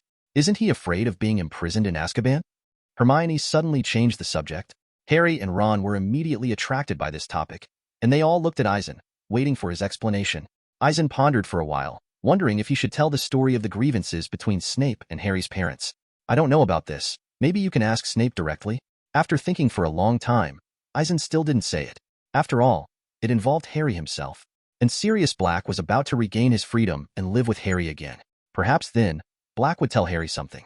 Besides, Eisen had nothing to do with Snape and Harry's parents before he became a professor at Hogwarts. It would obviously be unreasonable for him to say everything clearly, so Eisen isn't going to tell all of that. Harry's expression darkened, and then his eyes suddenly lit up again. Then, what if we report directly to the Ministry of Magic that Snape cast the Cruciatus Curse? Do you think Snape will be expelled from Dumbledore? Then he will be imprisoned in Azkaban? This idea is so good, I don't want to take his class for a long time. For the most hated professor, Ron already had such an idea, but Hermione, who was sitting next to Eisen, hesitated. What's wrong? Hermione, don't forget, he asked us a question in class, and you knew the answer, but he just wouldn't let you answer it. You haven't forgotten how nasty he is, Ron said angrily. I mean, Dumbledore saw it then, and he'll take care of it. Hermione whispered. Professor Eisen, what do you think? Ron looked at Eisen. Although Snape's attitude towards little wizards is indeed quite bad, his level of potions is indeed very advanced. Eisen paused and then continued. If Snape is expelled, then Hogwarts... Wait, let me think about it. Eisen originally wanted to say that if Snape was expelled, it would be difficult for Hogwarts to recruit another good potions professor. But the moment he said it, he suddenly thought of Slughorn. Yes, Slughorn was the potions master at Hogwarts a long time ago. However, he retired in 1982. But then, in Harry's 6th year, he was brought in again by Dumbledore as potions teacher. Dumbledore had hired him so that Harry could dig out Voldemort's secrets about Horcruxes from him. Earlier, Eisen had mentioned to Dumbledore, asking him to talk to the professor with whom Voldemort had a good relationship before. Don't know if Dumbledore asked anything from Slughorn. However, if he takes this as an opportunity to recruit Slughorn as a potions professor, will he kill two birds with one stone? Chapter 27. Dementors Evacuate. After contemplating for a while, Eisen was still a little undecided. Looking at Harry and Ron, and seeing them staring at him eagerly, Eisen said, regarding Snape's casting of the Cruciatus Curse, please keep quiet for now. Don't report it. Harry and Ron were suddenly a little downcast. I'll talk to Dumbledore about it. As for how to deal with it, I can't say yet. Eisen narrowed his eyes and shook his head slightly. To be honest, there are many places in this world that confuse Eisen. Just like the Cruciatus Curse, as one of the 3 unforgivable curses, according to the regulations of the Ministry of Magic, once it is determined to be used on humans, it will be imprisoned in Azkaban and imprisoned for life. Sadly, many Death Eaters, despite having used the spell, still get away with it. In other words, the regulations of the Ministry of Magic seem to be only for those who obey the rules. Despite Dumbledore's guarantee long ago, Snape was saved from Azkaban, potions professor at Hogwarts and head of Slytherin House. But if Snape's Cruciatus curse was brought to the Ministry of Magic this time, would Dumbledore still find a reason to defend Snape? Eisen isn't sure about this. And there was another point that Eisen had to consider, that was whether Dumbledore had other plans for Snape's arrangement. He didn't know much about it. Like the original book, after Voldemort was resurrected, he was sent to continue to be a Death Eater and provide information to Dumbledore? Dumbledore might have thought so. After all, Eisen felt that Dumbledore had made Snape a potions professor at Hogwarts, and there might be a signal like the outside world expressing, "I trust Snape very much." In this way, when Snape is rearranged by Dumbledore to be a spy, his own value can be reflected. Right now, although Dumbledore has found several Horcruxes, if the Voldemort soul fragment on Harry's body is not resolved, Eisen believes that Dumbledore will definitely keep a hand, and will send Snape there after Voldemort's resurrection as in the original book. Therefore, if the trio find a way to report Snape, Eisen is not sure whether they can do what they want, but Eisen thinks it is very possible to interrupt Dumbledore's plan.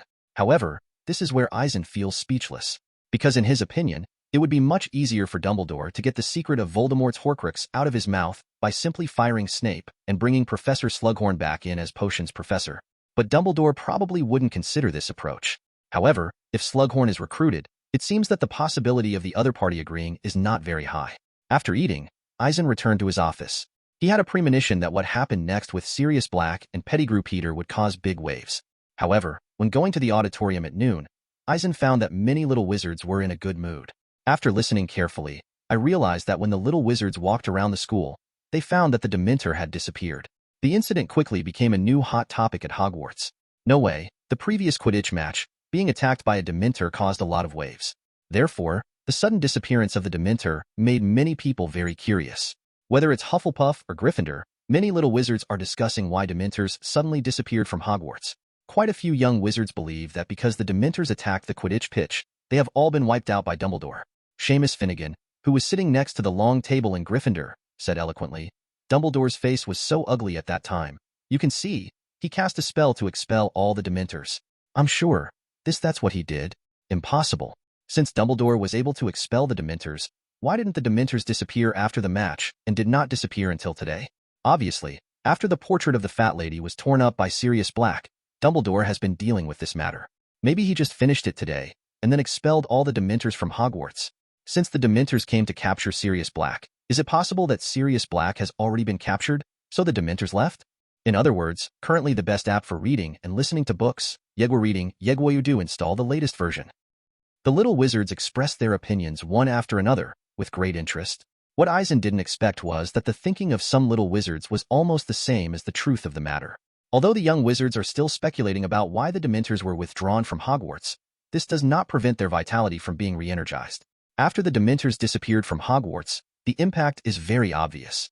Without the Dementors that exude fear and despair all the time, the mood of the little wizards suddenly became cheerful. For a time, the whole castle was very lively.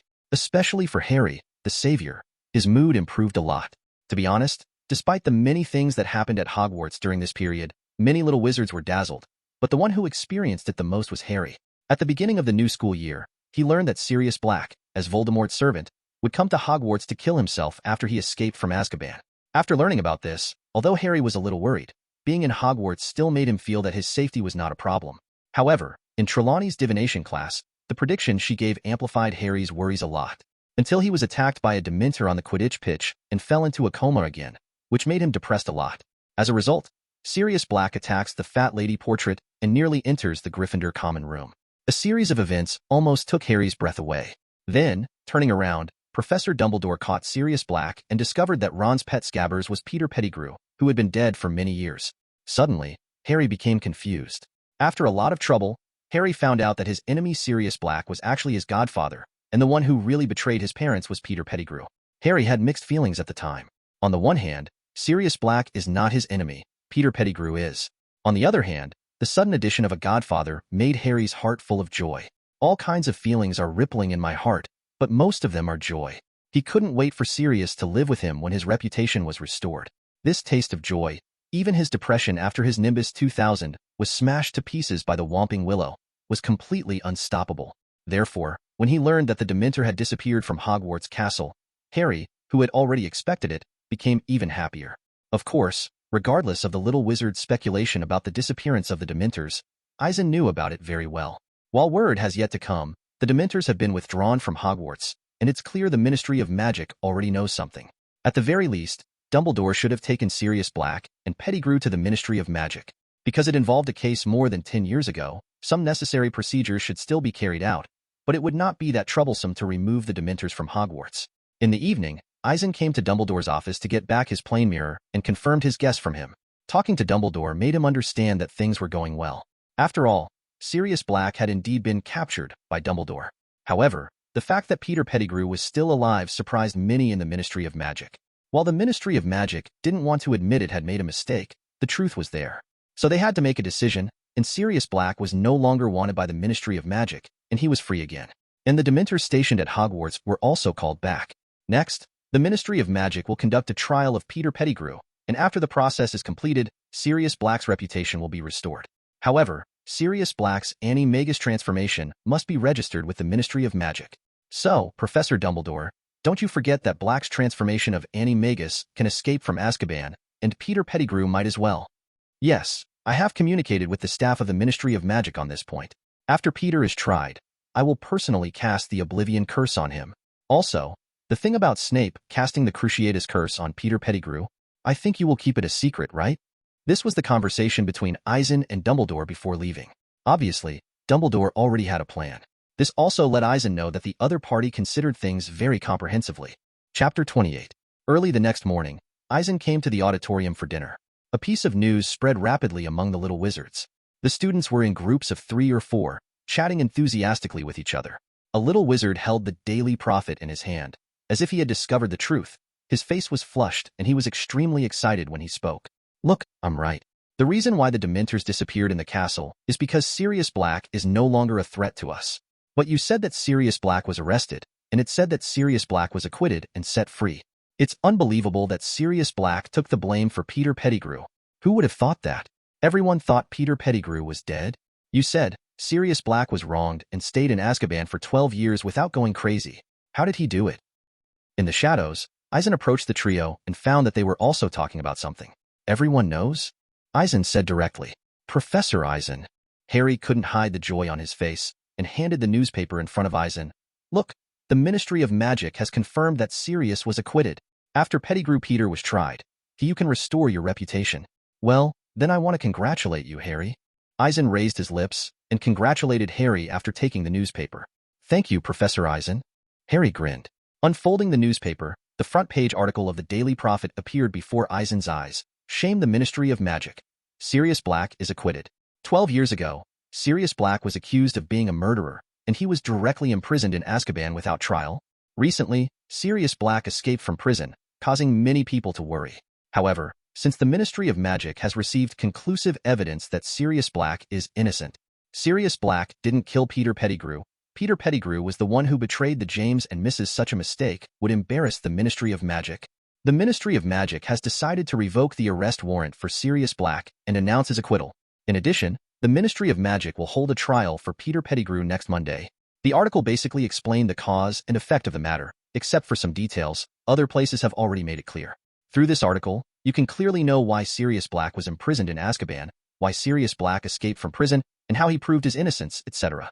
It is mentioned in the article that Dumbledore successfully saw through the true face of Pettigrew Peter, which helped Sirius Black to find direct evidence.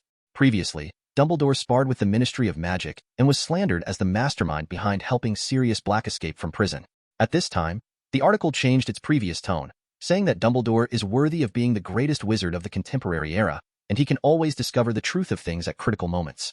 In other words, currently the best app for reading and listening to books, Yegwa Reading, Yegwa do install the latest version. Although the content of this article has many praises for Dumbledore, at least it makes it clear to people that Black was indeed cleared of his grievances with the help of Dumbledore. In this regard, Eisen can basically predict what will happen.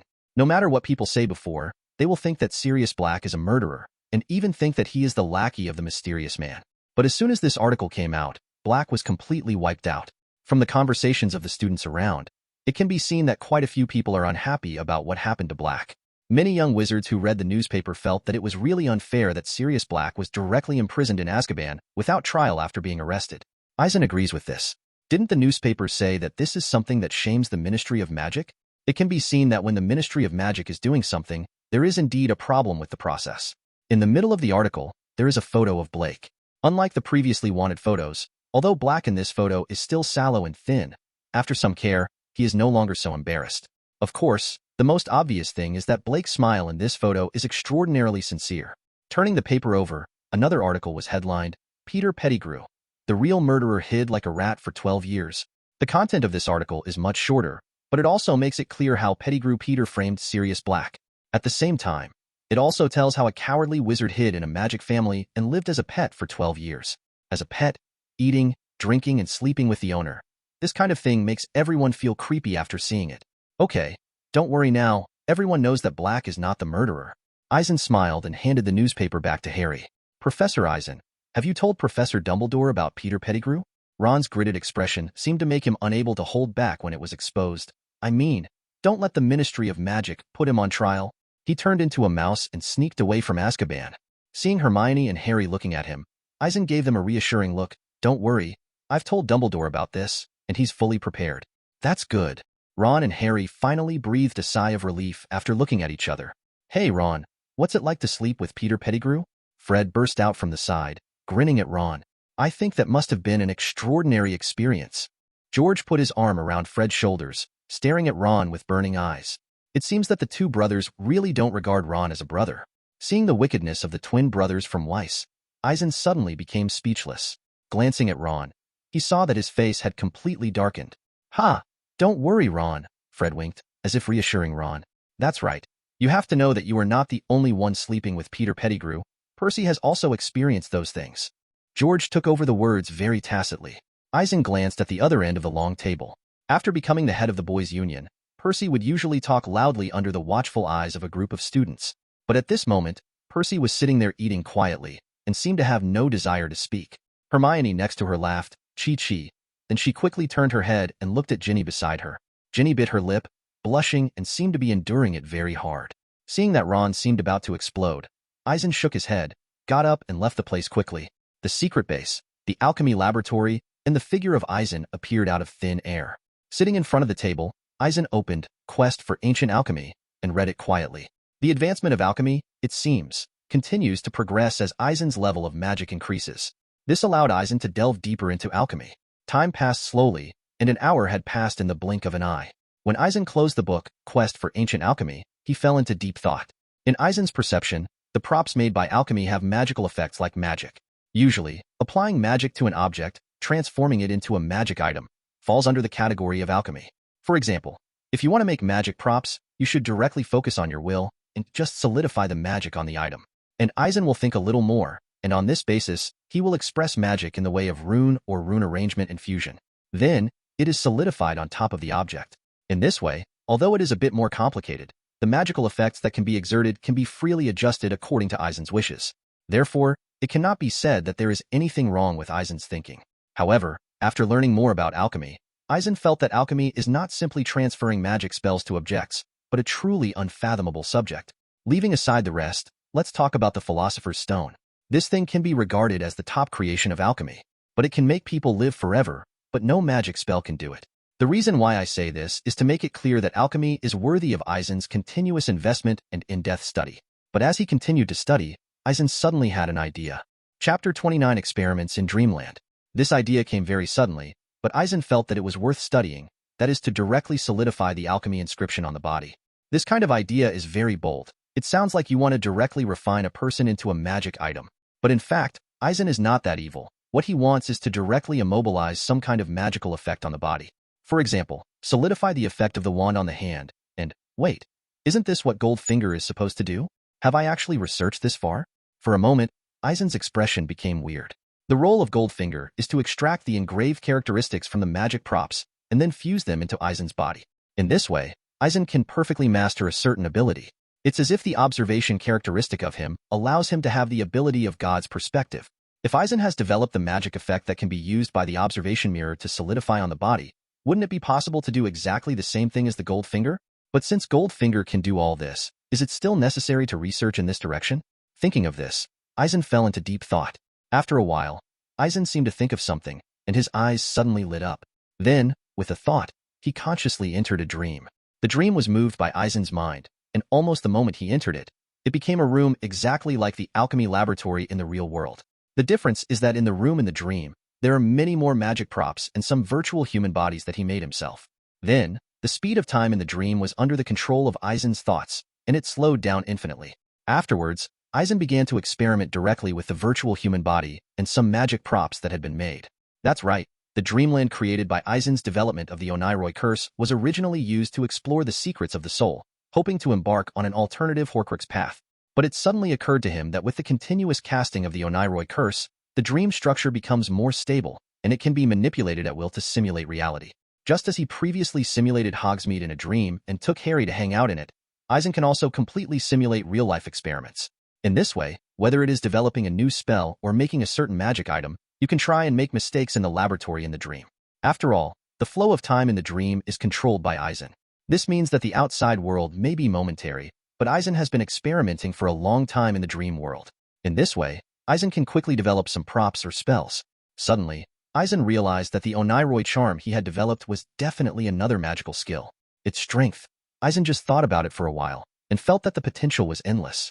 In the dream lab, Eisen was doing experiments without sleep. Iron armor curse, apparition invisibility, transfiguration, disillusionment curse, etc. For a long enough time, Eisen disassembled and studied each spell, and combined it with magic words and runes. Then, after combining and expressing one after another runes, they are engraved and solidified on the virtual human body. 1 day, 2 days, 3 days. The experiment of solidifying the magic effect seems to be stuck. There is no problem in expressing a certain magic effect with the combination of runes, but when it is fused into the human body, it will always conflict with the magic power in the human body. Dream experiment in the room. Eisen couldn't help but muttered as he watched the runes collapse again. Fortunately, the dream world is completely controlled by Eisen, so the virtual human body is no different from reality. As a result, Eisen's experiments progressed very rapidly. A month, 2 months passed, and Eisen finally found a solution to the problem. He found that the nature conversion in the conversion spell can solve the problem of magic conflict. In the dream laboratory, the virtual human body is no different from the real human body. A series of runes moved according to Eisen's will, quickly combined and arranged, pulling out a series of magical trajectories, and then integrated into the human body, from the skin to the muscles, from the blood to the bones, deeply engraved on it, and completely solidified on the human body. When Eisen stopped all movements, dense runes appeared all over the virtual body. Without using the authority of the creator of the dream world, Eisen just checked the virtual human body and was shocked by the effect. Unbreakable, indestructible, firm to soft, strong to strong, waterproof and fireproof, etc. are solidified on the human body. Eisen tried it. If you don't use the authority, you can't use the magic spell, including Fiendfire, to harm it. No damage. The test was successful. Eisen felt a little emotional in his heart. With a thought, Eisen, who was sitting on the chair in reality, opened his eyes. Although only a second has passed in the outside world, Eisen has spent several months in the dream world. Therefore, Eisen, who opened his eyes, was a little dazed for a while. After a while, Eisen calmed down, remembering everything about the experiment in the dream world. A smile appeared on his face. However, the experiment was indeed successful in the dream world, but in the real world, I don't know what effect it will have.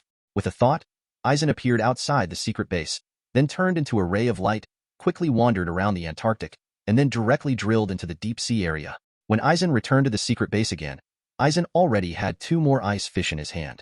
The purpose of bringing 2 ice fish over is of course to experiment. Although the virtual human body that Eisen experimented with in the dream world is based on his real body as a template, it is virtual in the dream after all.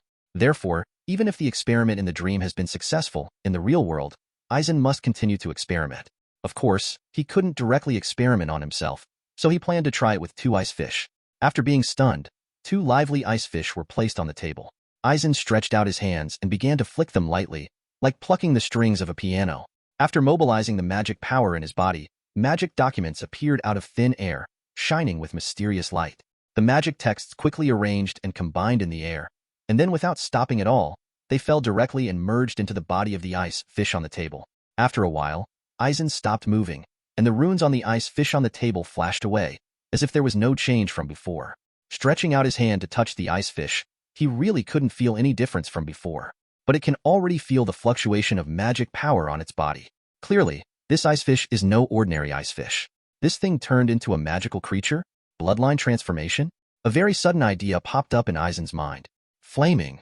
Eisen shook his head slightly, and then used the flame spell to envelope the transformed ice fish. As a result, a few minutes passed without the ice fish being affected in the slightest. Obviously, the flames couldn't do any damage to it. This means that there is no problem at all with the experiment that Eisen completed in the dream. However, in this way, if Eisen engraved some runes on his body and solidified them on his body, wouldn't it mean that he would be invincible? With a thought, Eisen was about to immobilize all the magic effects experimented in the dream world on himself. But at this moment, Eisen couldn't help thinking of his gold finger. The book-chasing app recommended to me by an old book friend who has known me for 10 years, yet we're reading. It's really easy to use. I rely on reading and listening to books to pass the time while driving and before going to bed. You can download Yegwoyudu here. Goldfinger can reproduce the characteristics of magic props and fuse them into Eisen's body. The effect is no different from Eisen solidifying magic effects on his body by himself. But Eisen stopped the action he was preparing for, turned on his observation characteristics, and after applying the super sense spell to himself, all his perception abilities were concentrated on his body. After a while, Eisen fell silent. After he successfully mastered the ability to solidify magical effects in his body, he realized that he might explore the secret of Goldfinger. But I didn't expect that after some perception, I discovered that the characteristics that Goldfinger bestowed on me could not be touched by perception. Does this mean that the characteristics bestowed on him by the Goldfinger are flawless? Eisen doesn't know, but he suddenly has a premonition, as if the means he has mastered are not so perfect. Maybe he really mastered the ability to turn magical effects into magic runes and solidify them on the body through dream experiments, but this ability may be too imaginary. The 4 properties that Goldfinger endowed with fusion circulated in the body. Eisen knew this power, but he couldn't fathom how to feel it in detail. Afterwards, Eisen picked up the ice fish on the table, closed his eyes and felt it for a while, and he could feel the continuously flowing runes from the bones and flesh of the ice fish. On the surface, it seems that the difference is quite big. Eisen muttered, temporarily giving up the plan to solidify the magic effect on himself. Chapter 30 Teaching the Patronus Charm. With a thought, after completely crushing the 2 ice fish, Eisen flashed back to Hogwarts Castle, his office. To be honest, if Eisen didn't have Goldfinger, then he would have invented a method to immobilize magic effects on himself, and he would definitely be eager to try it. After all, this can greatly increase Eisen's strength and bring him a great sense of security in this world. But now that there is Goldfinger, after comparing the two, Eisen found that although he created such a method through experiments in the dream, compared with Goldfinger, it is still much immature. Of course, the most important point is that Eisen is still confident in his own strength at present, and he does not have the sense of urgency to face danger. Therefore, choosing to greatly increase one's own strength may carry some unknown risks, which indeed cannot satisfy Eisen. Furthermore, since such means have been created, there is still a long time in the future, and Eisen has enough time to perfect it. Perhaps, one day in the future, Eisen's means of immobilizing magical effects on the body has been perfected to the same level as Goldfinger. At that time, it is the best time for this ability to exert its effect. Of course, Eisen knew that this was not possible for the time being at his level. But even if it doesn't reach the level of Goldfinger, it must be as perfect as possible. After thinking for a while, Eisen turned the chair into a recliner and fell into a deep sleep. To be honest, I have been doing experiments in the dream laboratory for several months.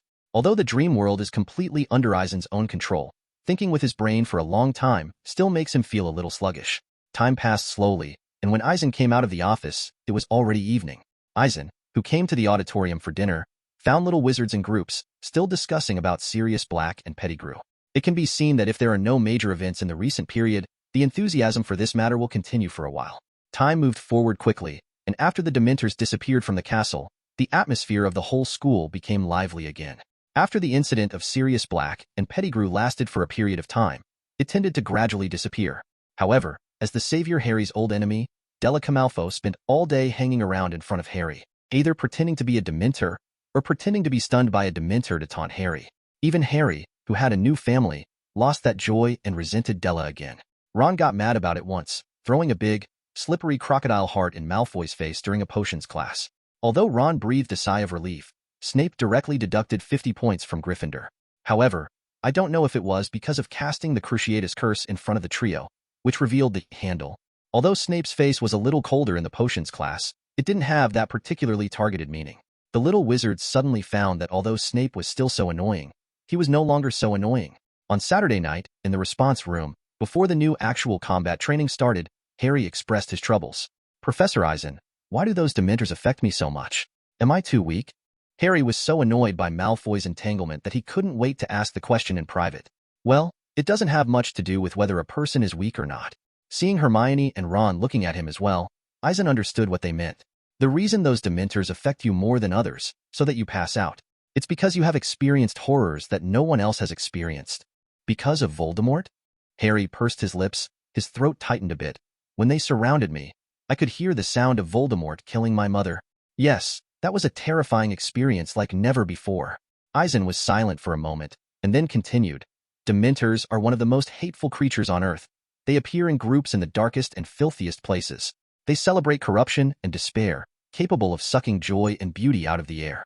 If you get too close to a dementor, any good, happy memories of your life will be sucked away by it, leaving only the worst memories of your life, which can plunge one into fear and despair. So, it's normal for Harry to fall from his broomstick and pass out? Hermione beside him showed a look of sudden realization. That's right, believe me, anyone who faced the situation at that time would have fallen off the broomstick.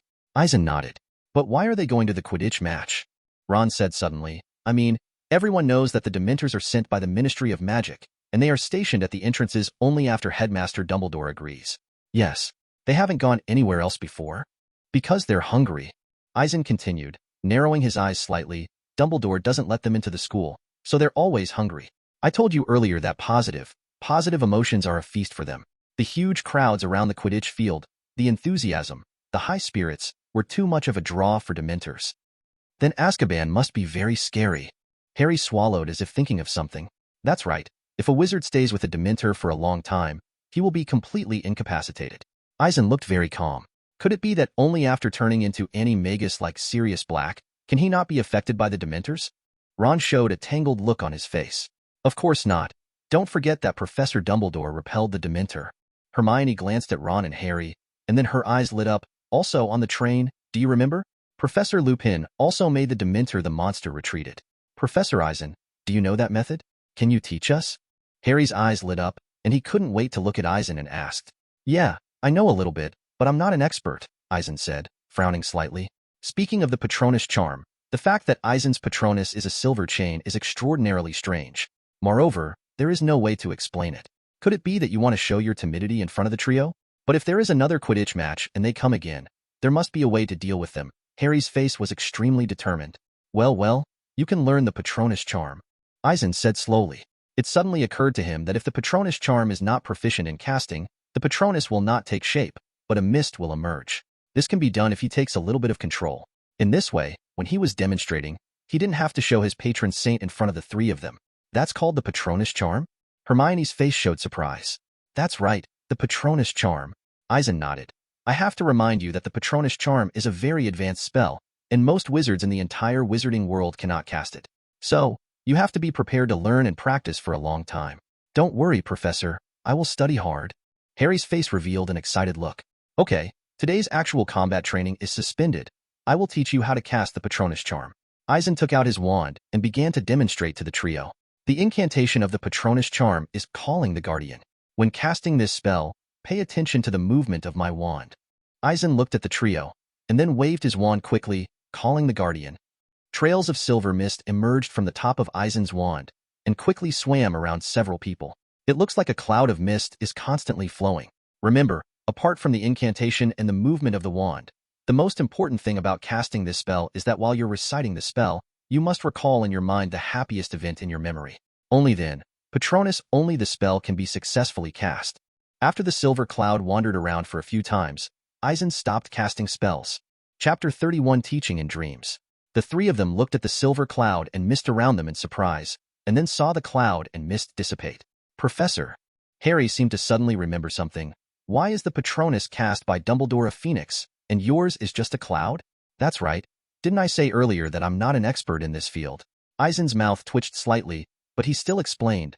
After learning the Patronus charm just now, all the clouds and mists are cast. Only after you have mastered the Patronus charm completely can you cast a specific form of the Patronus. So that's the case. The trio looked at each other and nodded at the same time. Okay. Eisen shrugged his shoulders slightly. Then you can start practicing by yourself. Call God Guardian. Call God Guardian. The three practiced the Patronus charm on the field. Regarding the Patronus charm, the original book said that this defensive spell is a very advanced spell, and most wizards and witches in the entire wizarding world cannot cast it. However, no mention of Dumbledore, Lupin, Snape at all. In the chapter of the Order of the Phoenix, many students learned the Patronus charm under Harry's leadership. Although the Guardian Shindu they cast wasn't as powerful as Harry's ability to dispel hundreds of Dementors, they were all successful. In other words, currently the best app for reading and listening to books, Yegwa Reading, Yegwa do install the latest version. This is confusing. Doesn't it mean that the Patronus Charm is a very advanced spell that is difficult to learn? Why do many students learn everything within a short period of time? Or is it because the Death Eaters are part of it that most wizards and witches can't learn it? Thinking of this, Eisen showed a thoughtful expression. Call God Guardian. Call God Guardian. Seeing that several people on the field are still trying to cast the Patronus Charm, but there is no sign of success, Eisen hesitated a little. Several months of experiments in the dream world have proved that there is no problem in doing things in the dream world. So, can he cast the Oniroi spell on the three of them directly and pull them into the dream world to practice the spell? It can be expected that Eisen can freely adjust the time flow in the dream world. So after the three are pulled into the dream, Eisen can control it, allowing the three to spend a beautiful learning time in the dream. What? It seems that it is also possible to put it on the study of various subjects, so Hermione, a top student, should not resist such a method. Looking at the time, there are still 5 minutes before the duel team's actual combat training ends. Eisen made up his mind and directly called the trio who were practicing the Patronus Charm on the field. Professor, is it time yet? Coming to Eisen's side, Hermione's pretty face flushed slightly, but her breathing was a little short. It seems that during this period of time, regular combat training has increased Hermione's physical strength a lot. There are still 5 minutes. However, I have developed a spell that allows you to practice much longer. Eisen expressed his meaning directly without hesitation. Is it the spell that allowed me to go to Hogsmeade for a whole day in the Gryffindor common room that day? Harry's eyes lit up, as if thinking of something he couldn't wait to ask. That's right. I can take you into a dream where you can practice the spell for a whole day, but only 5 minutes will pass outside. Eisen smiled slightly and explained to Hermione and Ron. In that case, can I also study other things? Hermione reacted quickly, thinking of the 12 subjects that filled her time. That's right, Hermione. You should be short of time the most. Eisen frowned, watching Hermione. You can come to me every night, and I will give you plenty of time to study. That's really great. Thank you, Professor. Hermione's face flushed a little, but there was surprise in her eyes. Okay, I'm going to start. Eisen smiled and waved his wand at the three of them. After casting the Oniroi curse, the three of them were pulled into the dream world in an instant. In the dream world, Eisen has reconstructed a scene. This is a canyon surrounded by mountains on all sides. One side is covered with ice and snow, the sky is shrouded in cloudy clouds, and snowflakes are still falling. On the other side, the volcano erupted and magma flowed in the valley. There is also a jungle full of red and falling leaves dancing.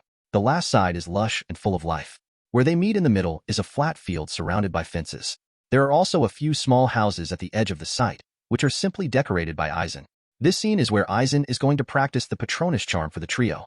In a flash, Eisen and the trio appeared in the middle of the field. Wow!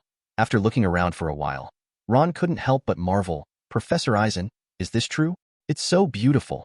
Hermione and Harry also turned their heads to look around, and they were really surprised to see the year-round scenery in one place.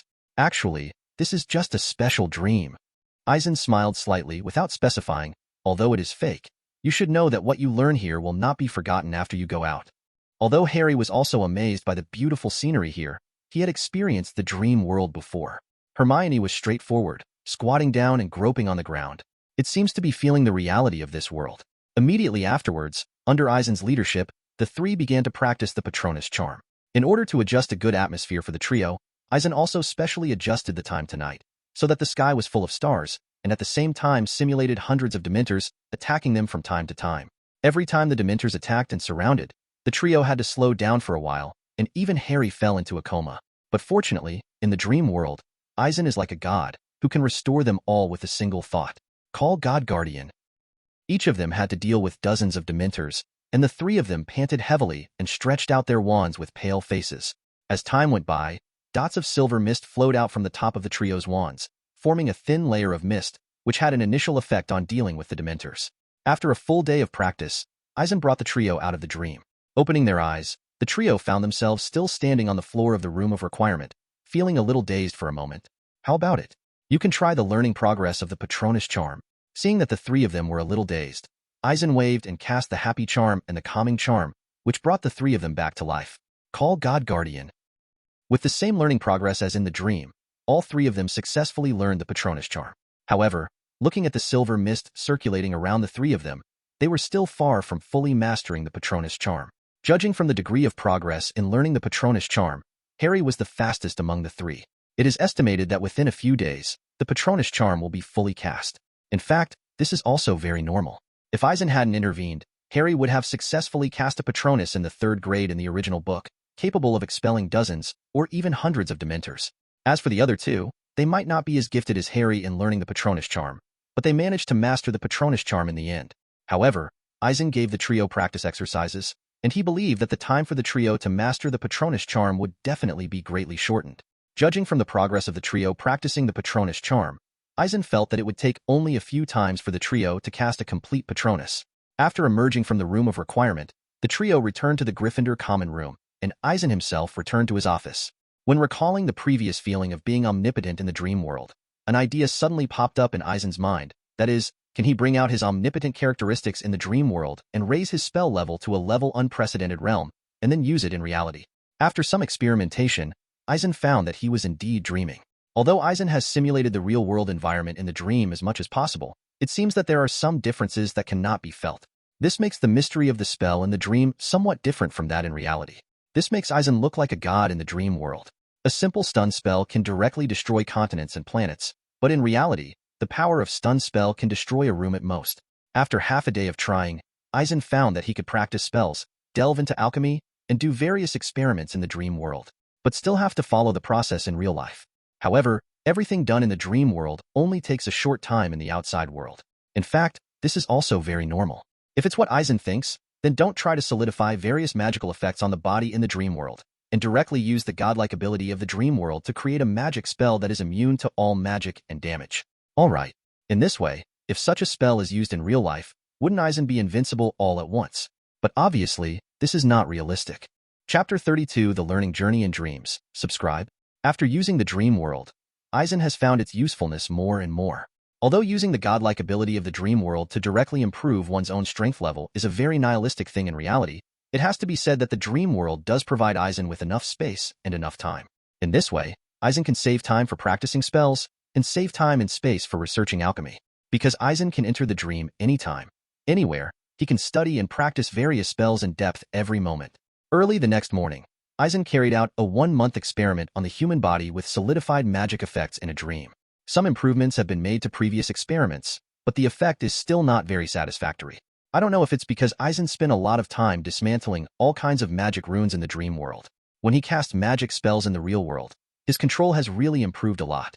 The most obvious point is that when Eisen casts a spell, he can control its power to a certain extent. This effect made Eisen very satisfied. That night, Hermione came to Eisen's office alone with a textbook and wanted to study in the dream world. So, are you ready? Seeing Hermione's tense and expectant expression, Eisen sat down on the chair behind the desk and let Hermione lie on the reclining chair that changed. Okay, Professor Eisen. Hermione nodded to Eisen holding several thick textbooks. Stretching out the wand a little, the Oniroi spell was cast, and Hermione was drawn into the dream world. At the same time, Eisen's god's perspective is fully open, scanning all the contents of the textbooks in Hermione's arms and presenting them in the dream world beside Hermione. Subsequently, Eisen also entered the dream world. At this moment, the place where Eisen and Hermione were standing was not where they were when they practiced the Patronus charm last time. Since he wanted to study quietly, Eisen simply built a silent, starry sky. In the silent, starry sky, a spaceship is constantly swaying, and the darkness and starlight coexist outside, giving people a sense of mystery and vastness. Above the spaceship is an open-air viewing platform covered by an invisible hood. On the viewing platform of more than 10 square meters, long tables and stools appear out of thin air. In order not to cause mental damage to Hermione, Eisen adjusted the time time flow rate of Hermione's study to 10 minutes in the real world and 1 day in the dream world. The study time is extended, so that Hermione has plenty of time to study. In this way, even if she had to take 10 classes every day, Hermione should be more comfortable again. With a thought, the starlight in all directions softened after passing through the invisible veil, and the depth and emptiness of the outside world suddenly weakened. This change allowed Hermione to calm down and study. Okay, you study here. Eisen pointed to the long table, and Hermione's textbook appeared on it out of nowhere, followed by a clock. Don't worry about the time. A whole day has passed here, and only 10 minutes have passed outside. Thank you, Professor Eisen. Hermione thanked her with a smile, then sat at the long table and flipped through her textbook. Since it is in Eisen's dream world, he directly added some buffs such as tranquilization and concentration to Hermione. In this way, Hermione's learning efficiency has improved a lot. Time passed slowly, and Eisen was most sensitive to the passage of time in the dream world. 2 hours later, Hermione looked up from her studies, seeming to have learned all she needed to learn. Today's mission completed? Eisen asked when he saw this.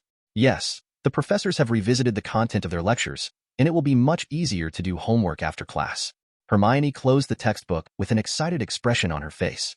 Well, there's plenty of time here. Do you want to relax? Eisen raised an eyebrow at Hermione.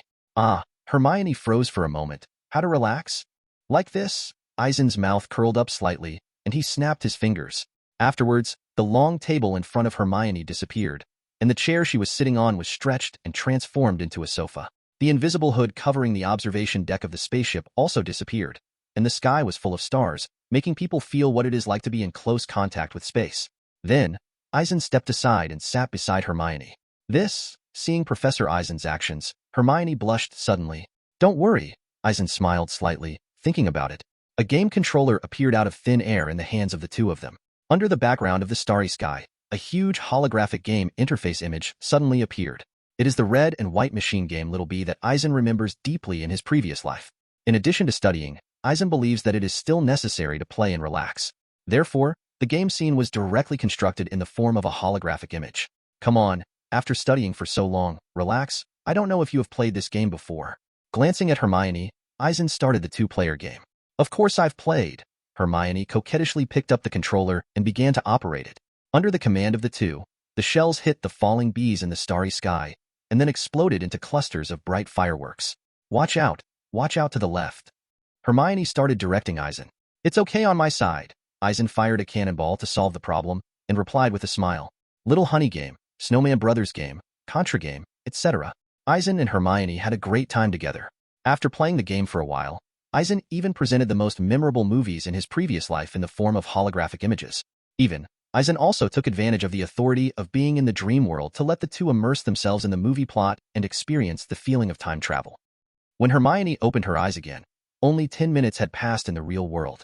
The recliner under her turned into a chair again, and Hermione stood up with her homework in her arms. How was your experience today? Eisen winked at Hermione, a smile twitching at the corner of his mouth. I'm going back to do my homework, goodbye. Hermione blushed slightly, holding the textbook in one hand and waving the other. Professor, I'm very happy today, thank you. Before closing the door, Hermione thanked Eisen again and left in a hurry. Dream World is indeed very useful, especially in terms of entertainment. Whether it is games or movies, you can play to the fullest time. However, if you play and relax in the dream world all the time, will your heart be directly consumed? Thinking of this, Eisen's face became serious. If Hermione has been playing in the dream world with Hermione, it means that Hermione's life at Hogwarts will become a day of study and then a day of play. Although this method can minimize Hermione's study pressure, if Hermione's study regresses, I'm afraid Hermione, a top student, will not be able to accept it. Thoughts raced through his mind, and Eisen pondered for a moment. After a long while, Eisen let out a long breath and came up with a clever way. That is to redistribute the time in the dream world. For example, learn the knowledge of the day in the first few hours, relax and play in the middle hours, and then review the learned knowledge again in the last hour or two. In this way, even if she entertains in the dream world, Hermione will not forget what she has learned. On Monday morning, the entire Hogwarts castle was operating as usual. The young wizards walked out of their dormitories, went to the hall to have breakfast, and then went to various classrooms to attend classes. Eisen delved into the mysteries of magic in the dream world when he had nothing to do. At this time, in the 10th courtroom of the Ministry of Magic in London, a different trial began. The 10th courtroom is an extraordinarily deep dark room surrounded by black stones. Because it was too dark, the torchlight inside could only illuminate 10 centimeters around them. As a courtroom, such a style can easily cause certain psychological pressure on the trial personnel.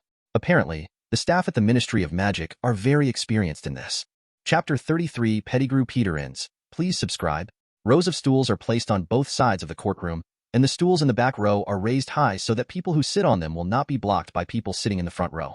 The wizards sitting on these stools are members of the jury and some hearing wizards. 50 people in the crowd were uniformly dressed, wearing fuchsia robes with a delicate silver W embroidered on the left breast. That is the symbol of members of the Wisengamot, representing the highest court of the wizarding world. The chief wizard of the Wisengamot is the headmaster of Hogwarts, Dumbledore. A tall dark red table stood directly in front of it, and behind the table sat a fat man who was the Minister of Magic, Cornelius Fudge. To Fudge's left sits a broad, square-jawed witch wearing a monocle. On the right-hand side is a witch hidden in the shadows, making it difficult to see clearly. In the middle of the room, there is a chair with Peter Pettigrew sitting on it. Two chains protruded from the left and right sides of the armrest on the chair, binding him tightly. Once the personnel arrived, the trial began. The interrogators are Minister for Magic Fudge, along with Secretary of the Department of Magical Law Enforcement Susan Burns and Deputy Minister Umbridge. Although this does not seem to be a problem, it is really strange that the interrogator is the Minister of Magic in the trial of the people being tried by the Wizarding Court. It's as if the Muggle Prime Minister is also a judge. It's too outrageous. Okay, silence, all ready? Fudge called to the last man. Afterwards, the entire interrogation room fell silent. Yes, sir. In the first row on the right side of the room, at the seat closest to the table above, a wizard stood up and replied respectfully. Yeah. Fudge nodded slightly. The recorder seemed to have received the order and sat upright, with his left hand pressed on the parchment, and his right hand holding a quill, and then looked at Minister Fudge with focused and serious eyes, waiting for him to continue giving orders. Trial on November 22nd. Fudge said loudly, and the recorder began to record the trial of Peter Pettigrew, hiding his identity as a Death Eater, joining Voldemort's camp, tipping off Voldemort, killing wizards from the Ministry of Magic camp, betraying the James and his wife, massacring innocent muggles, and framing Sirius Black. The trial is advancing at an extremely fast speed. The trial was extremely fast this time, because Peter Pettigrew had indeed hoodwinked the entire Ministry of Magic for 12 years. Therefore, Fudge, who had been harboring a bad intention for a long time, directly put all the previous crimes on Sirius's head on Peter Pettigrew. Peter Pettigrew wanted to refute all this, but finally, under the magic of Veritaserum and Dumbledore, all the truth was revealed. Astonishing as the results are, the truth is the truth. Thus, all the Wisengamot members of the jury agreed that Pettigrew Peter was guilty. In the end, Peter Pettigrew was tried and imprisoned in Azkaban for life. Afterwards, Dumbledore also did it himself, using the amnesiac to modify his memory, making him completely forget Annie Magus' ability to transform. After the results of the trial came out, the news quickly appeared in the Daily Prophet, and then quickly circulated in Hogwarts Castle. At noon, when Eisen was eating in the auditorium, he heard the little wizards discussing the matter of Pettigrew Peter being imprisoned in Azkaban for life. On the Daily Prophet, Eisen saw some details of Peter Pettigrew's trial. However, these were all things Eisen expected, and he didn't feel anything strange. However, what caught Eisen's attention was that there was a corner of the newspaper that mentioned Barty Crouch, director of the Department of International Magical Cooperation. At that time, after Sirius Black was arrested, he was the one who ordered to go directly to Azkaban without trial. At this time, Sirius Black's eucalyptus doubled and became a stain on his political achievements. At this moment, Barty Crouch's position may not be kept. That afternoon, Dumbledore brought Black back to Hogwarts. Now that Pettigrew Peter has been imprisoned in Azkaban by the trial, it means that Black no longer has to hide. However, what made Eisen feel strange was why Blake followed Dumbledore to Hogwarts Castle instead of going back to his own home. In the evening, when Eisen came to Dumbledore's office, he understood what Dumbledore meant. So, you think Regulus needs a funeral? Eisen sat aside, looking at Dumbledore and Black. On the desk, in front of Sirius Black, was the fake Slytherin's locket. The piece of parchment in Blake's hand was the last words left by his brother. It seems that after Peter Pettigrew was sentenced, Dumbledore spoke out about it. Black seemed to have been taken care of, but it was a lot cleaner. He took the parchment, read it over and over several times, and then said in a very firm tone, "Yes, he deserves some of the honor he deserves." "Yes, I totally agree," Dumbledore said mildly. "He saved an innocent life. He was brave enough to sacrifice himself. He has heroic qualities. I thought he would be like everyone else, thinking that the mysterious man was right and was killed by the mysterious man, but I didn't expect the truth to be like this," Black said in a daze, feeling quite uncomfortable in his heart. At this moment, Eisen suddenly understood. At that time, he only remembered to get the fake Slytherin's locket, but he forgot about Regulus, who committed suicide by drinking medicine, and his body was still at the bottom of the lake. From this point of view, they had to bring out Regulus' body. It's just that, Sirius, we can't reveal the existence of the Horcruxes. That would cause a lot of trouble. Dumbledore cast his eyes on Black through the half-moon lens. Why, I don't understand, Blake wondered. For a long time, the outside world, including himself, believed that his younger brother Regulus was Voldemort's loyal servant, and his death was too insignificant. But now that he knew the truth, he thought his younger brother deserved more honor. A grand funeral is inevitable, and it is a matter of course to recite the life and glory of my younger brother at the funeral. As for the most important point of life's merits, defying Voldemort and stealing Horcruxes are definitely worth reading for everyone to know. Sirius, Dumbledore said in a deep voice, Horcrux making is a very evil black magic, so I have been trying to avoid the spread of this evil magic as much as possible, even if it is just a name. I'm preaching that Voldemort has been completely killed because those Death Eaters hiding in the gutter are still trying to find and resurrect him. But we all know that there are Horcruxes, and he was not completely killed. Just imagine, when those Death Eaters know that there is such a magic, it only takes a simple kill to not die. Please forgive my wording. For some people, this is indeed a simple thing. That he will be more loyal to Voldemort, and will try his best to bring him back even more frantically. If those Death Eaters found out about Horcruxes, they would definitely go crazy. Professor Dumbledore is right. Eisen nodded, and looked at Sirius Black meaningfully, and those Death Eaters who believe that Voldemort will not come back because of Voldemort's downfall, including some pure-blood family's wizards. Once they know that Voldemort, who possesses Horcruxes, will never die, will they be so peaceful? But this, hearing such words, Blake opened his mouth and didn't know what to say. There is also a very important point, Sirius. We have no way to ensure that there are no other dark wizards in the wizarding world. After knowing the Horcruxes, they will not split their souls. After all, it can touch immortality, which is too selfish for them. Good deal. Dumbledore continued to persuade. But if you don't mention the Horcrux, people won't know what kind of courage he showed when he made that decision in order to fight against Voldemort. Black was silent for a while, his face still a bit displeased. I think, with Voldemort's arrogant personality, he would not tell his servants what a Horcrux is. So we can just replace the Horcrux with a treasure. After a while, Eisen came up with an idea. Chapter 34 Voldemort Miscalculated. This is a very good idea. It can not only show Regulus amazing courage in making the decision to fight Voldemort, but also hide the evil magic of Horcruxes. Dumbledore's eyes lit up, and he took out his wand and wrapped it in the sheepskin after clicking a little on the paper. The word Horcrux on it was replaced with treasure. Immediately, the contents of the parchment hidden in the fake locket by Regulus changed to the Dark Lord. I'll be dead long before you read this, but I want you to know that I discovered your secret. I have stolen the real treasure and intend to destroy it as soon as possible. I am willing to die in the hope that you will be killed when you meet your opponent. The Rab. With a glance, Eisen saw the content above. This way of dealing with it is indeed a better way in his opinion. Professor Dumbledore. Black looked at the changes in the parchment and suddenly breathed a sigh of relief. In this way, I believe that when people learn about Regulus' life story, they will know his courage and actions against Voldemort. Yes, I'd love to read that at Regulus' funeral, said Dumbledore, smiling and nodding. Thank you. Black thanked him sincerely. Although he had been acquitted by the Ministry of Magic not long ago, it would take someone of sufficient esteem to personally acknowledge Regulus' contribution to his brother's funeral. Without a doubt, Dumbledore would be a perfect fit. As the greatest wizard of the present age, although Dumbledore was advertised as a conspirator by the media before, people clearly knew what the article in the Daily Prophet was about. In this way, with Dumbledore guaranteeing his own reputation, Regulus, a former Death Eater and a descendant of the Black family who disappeared without a trace, will definitely become a true hero. Then, there is one more thing, which is to find Regulus' body. Black hesitated for a moment, then looked at Eisen. I don't know where Regulus' body is, but... Eisen pondered for a while, then talked about the situation at the time.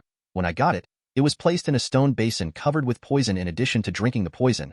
There is no way to use other means to reduce the poison and reveal it to get it. That is to say, if Regulus wants to exchange the real Horcrux with a fake locket, he must drink the poison? Dumbledore seemed to think of something. His eyes narrowed. Yes, judging from the last words he left, he knew that he would die.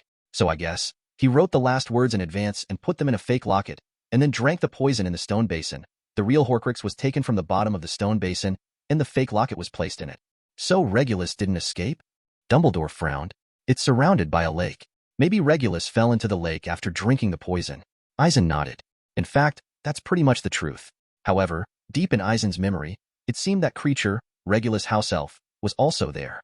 Then, who placed the Horcrux at 12, Grimmauld Place? Sirius Black interrupted suddenly. Headmaster Dumbledore said earlier that you found it in the old house of the Black family. I guess Regulus didn't act alone. I saw a very old house elf in your house. Eisen glanced at Black. Creature, did it watch Regulus die? Black showed an expression of disbelief. You mean, house elf apparition? Dumbledore gave a look of enlightenment. Yes, Voldemort is contemptuous of house elf behavior. He wouldn't think that elves have something he doesn't understand. Magic. I think the real Horcrux must have been brought back by the house elves. Eisen nodded. As for why it didn't save your brother, it should be Regulus' order. After all, the house elves will obey the master's orders. I'm going home. Black put down the parchment and stood up impatiently, greeted Dumbledore, nodded to Eisen, turned and left. Dumbledore didn't say much about it. Come to think of it, he also understood Sirius Black's mood. At night, lightning and thunder sounded, and the whole castle was suddenly hit by heavy rain. Early the next morning, Black visited Dumbledore again. Eisen also met the two in the principal's office. Seeing the gloomy look on Black's brow, it seems that he has learned the truth from Creature. It seems you know a lot from the house elves? Eisen asked first. Black nodded, sighed and said slowly, Regulus joined Voldemort's organization when he was 16, and he was proud of it. One day, Voldemort needed a house elf. Therefore, Regulus contributed Creature. Regulus thought it was an honor, so he told Creature to do what Voldemort ordered before returning home. As a result, Voldemort took Creature to a cave by the sea, and drank the poison from the stone basin on the central island of the cave. Black sighed again after finishing the matter, and then looked at Eisen. Professor Eisen, you are right. Regulus ordered Creature to take him to the cave, and after he drank the poison, asked Creature to take after the Horcrux was replaced. I returned home. According to your description, after those poisons are drunk, people will feel special pain. Especially the internal organs will feel like they are on fire, and they will be very thirsty. It was because Regulus couldn't help but drink the lake water after drinking the poison that he was dragged into the water by the ghost corpse in the lake. Eisen frowned slightly and mentioned something strange. Since Regulus ordered Creature to leave, it means he must know that Creature can apparate away. Then why didn't he let Creature take? Did he leave by himself? I think house elves can also appear as followers. That's right. House elves' magic is not the same system as wizards' magic, and Voldemort's magic can't trap them. Dumbledore glanced at Black and sighed imperceptibly. As for Regulus, why didn't he leaving with Creature? I think that has something to do with Sirius. Hearing Dumbledore's words, Black seemed to have thought of something. His expression was startled, and then he murmured, the identities of James and Lily's secret keeper? Maybe so. Dumbledore took off his glasses, wiped them with cashmere, and put them on again. In 1979, Voldemort knew the prophecy and set his sights on James and Lily's family. But you said it, Regulus Stan had been Voldemort's servant since he was 16. Your relationship with James and Lily is very unusual. Voldemort may think you are their secret keeper, so he ordered Regulus to deal with you, or use Regulus as a bargaining chip to force you to reveal their hiding place. You mean, Regulus is unwilling to do this, so he is willing to die? Black's eyes became moist, and he looked at Dumbledore blankly, not knowing what to say. That's probably the truth. Eisen nodded thoughtfully. Obviously, Voldemort miscalculated, and Regulus was never willing to fight his big brother, so he was willing to die to protect his own brother, big brother. Whether this is the truth of the matter, Eisen does not know. However, since Regulus is already dead, it might as well say this in front of Sirius Black. It can be regarded as adding some good reputation to him. For a moment, Sirius Black fell silent. Judging by his expression, he seemed to be immersed in the memories of the past. After a while, Black calmed down, and then looked at Eisen with a smile on his face. Okay, that's it. Professor Eisen, I would like to ask you to take me to the cave. I want to find Regulus's identity, remains. Is that so? Eisen glanced at the other party and nodded slightly without any objection. After all, it's not such a big deal. Chapter 35 Action. It's just, Eisen suddenly remembered that the way to enter the cave last time was to directly see the scene inside from the perspective of God, and then enter the Phantom invisible. This time, if he went in like this, wouldn't he directly expose his methods to Black? Or, tell Sirius Black to just take the house elf with him and apparate right in? Once the idea came up, Eisen felt it was a good fit. Sirius, since we're going to find Regulus' body in the cave, I think it's much more convenient for Creature to take us to apparate there directly. Thoughts swirled in his mind, and Eisen spoke directly. Didn't you go there last time? Black showed a little doubt on his face. That kind of place, you know, has a lot of magical means set up by Voldemort. I spent a lot of energy when I went in and out last time. Eisen spread his hands and gave a very legitimate reason. That's what you said, then let's go. Let Creature take us in. Black nodded, not feeling that there was anything wrong with Eisen's words. A piece of land by the sea is abruptly high, and the side close to the sea has a black section exposed under the washing of the sea, forming a straight cliff. A series of waves rolled in from time to time, and when they hit the exposed reefs and cliffs, they stirred up white foam and made a deafening roar. Boom! On the exposed black rock, 3 figures suddenly appeared. The 2 tall figures are Eisen and Sirius Black, and the smaller one is the house elf Creature. Is this the last place Regulus came to? Black squinted his eyes to look at the steep cliff, and then panted. The last time I came here, I entered the cave from there. I think Creature must know this place. Nodding, Eisen glanced at the trembling figure beside him. Blake didn't say anything, but turned to look at the cliff. Among them, one side is the sea with turbulent waves, and the other side is the mountainous land winding down. After continuing down, you can see a village halfway up the mountain. Apart from that, the surrounding area is barren and desolate. Except for the vast sea and rocks, there is not a single tree, no grassland and sandy beach. Creature, do you still remember the place where Regulus drank the poison? Take us in. Black clenched his fists tightly, then let go and reached out to the house elf. Can I? I'm just a servant who hasn't fulfilled the master's task. Creature twitched, looking at Sirius Black from time to time, and there seemed to be a look of expectation in his eyes. No, creature, in some respects, you are better than Voldemort. He never thought that you could enter there twice. Black shook his head. His tone became a little hoarse. Then, creature, will you do your part for Regulus by taking us in and bringing out his body? Of course, Master Sirius. Creature is willing. Creature stretched out his hand tremblingly, his eyes full of strange expressions. Without the slightest hesitation, Black directly grabbed Creature's hand. Then the old, wrinkled house elf looked at Eisen. Eisen nodded slightly without saying anything, and directly reached out to grab the other hand of the house elf. Then, the next moment, the three disappeared in place. A smooth island stands in the middle of the lake. A black stone slab stands high on the island, rising to a height of about a foot. A black scratch appears out of thin air, as if the stone slab was cut off in half, which is particularly conspicuous. In a flash, the three of them appeared directly on the island. Since the black stone slab has been cut by Eisen with fiend fire, the magic on it has been invalidated. So the stone basin inlaid on the black slate slab, the poison inside has long since ceased to exist. He glanced around, and without the green light of the poison, the surroundings became a dense darkness that could not be melted away. It seemed that returning to this place reminded Creature of the terrible things he had encountered. So after coming in, the elderly house elf even fell to the ground. The book-chasing app recommended to me by an old book friend who has known me for 10 years, Yegwa Reading. It's really easy to use. I rely on reading and listening to books to pass the time while driving and before going to bed. You can download Yegwa here. Black helped Creature up, took out his wand with the other hand, and cast the illuminating charm.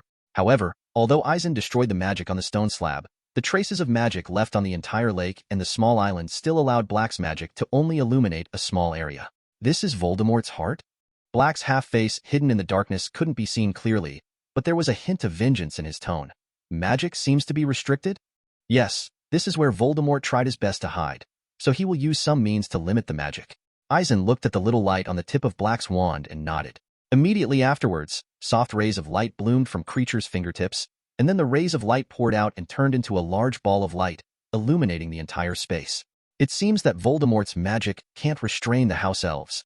Black glanced at Creature, then withdrew his wand. This is where Slytherin's locket used to be, and it was once covered with a basin full of poison. Eisen stepped forward, pointing to the stone basin that seemed to be embedded in the stone slab. I understand.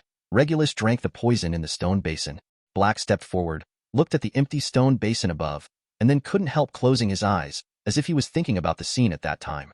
Sirius, your brother is definitely a hero, Eisen said softly. He was still young, so he believed Voldemort's lies. What a fool. Black opened his eyes, his tone a little dull, and then looked at the house elf. Creature, you saw that Regulus was dragged under the water after drinking the poison? Yes, Master Sirius, it's this big black lake. The light from Creature's fingertips lifted into the air and came to midair. Then the house elf pointed to the large black lake nearby. Following the direction Creature was pointing at, Blake flinched after looking. The seemingly endless, mirror-like surface of the lake was particularly mysterious. The light above the head slanted down, and the black lake was calm and waveless, reflecting everything inside. To Blake's shock, the lake was covered with dead bodies one after another. Looking around, the body closest to him was 3 or 4 feet away from the edge of the small island in the middle of the lake, as if it could be salvaged with just one hand. The corpses, dressed in brown or blue clothes, seemed to be living people hidden in the dark. But the face that had been soaked pale by the lake water told Black that those were dead bodies long ago. This made Blake's face turn pale, because he could imagine that his younger brother Regulus also became like this. Black stretched out his wand, as if to cast magic, but it caused an abnormality in the lake. Clatter! The smooth and pitch-black surface of the lake suddenly stirred up waves. The corpse in the lake seemed to come alive, and one hand stretched out the lake to grab Black. Be careful, Sirius. Those infernal armies built by Voldemort will drag you down. Eisen stepped forward and pulled Black back a bit. However, before Black stretched out his wand to fight back, those ghosts dived into the bottom of the lake one after another. After some ups and downs, the black lake in front of me returned to its original state. It seems that they don't intend to attack us. Black tightened his wand tightly and breathed a sigh of relief. I didn't bother with those things when I was here last time. I just took the locket from the stone basin and left. Now, Eisen raised his wand and cast a beam of light into the bottom of the lake. Afterwards, those ghost corpses seemed to be conscious, dodging and staying away from the beam of light. Photophobia. This is the characteristic of Inferi, and I guess they are also very resistant to flames. After making this action, Eisen came to a conclusion. Luminescence. Black held his wand aloft and cast the spell, but the place seemed to be limited by Voldemort's magic, so the illumination spell Black cast was far less brilliant than Creature's magic. Bright as day, another spell was released, and the tip of Black's wand radiated light, but then the light was suppressed by darkness again.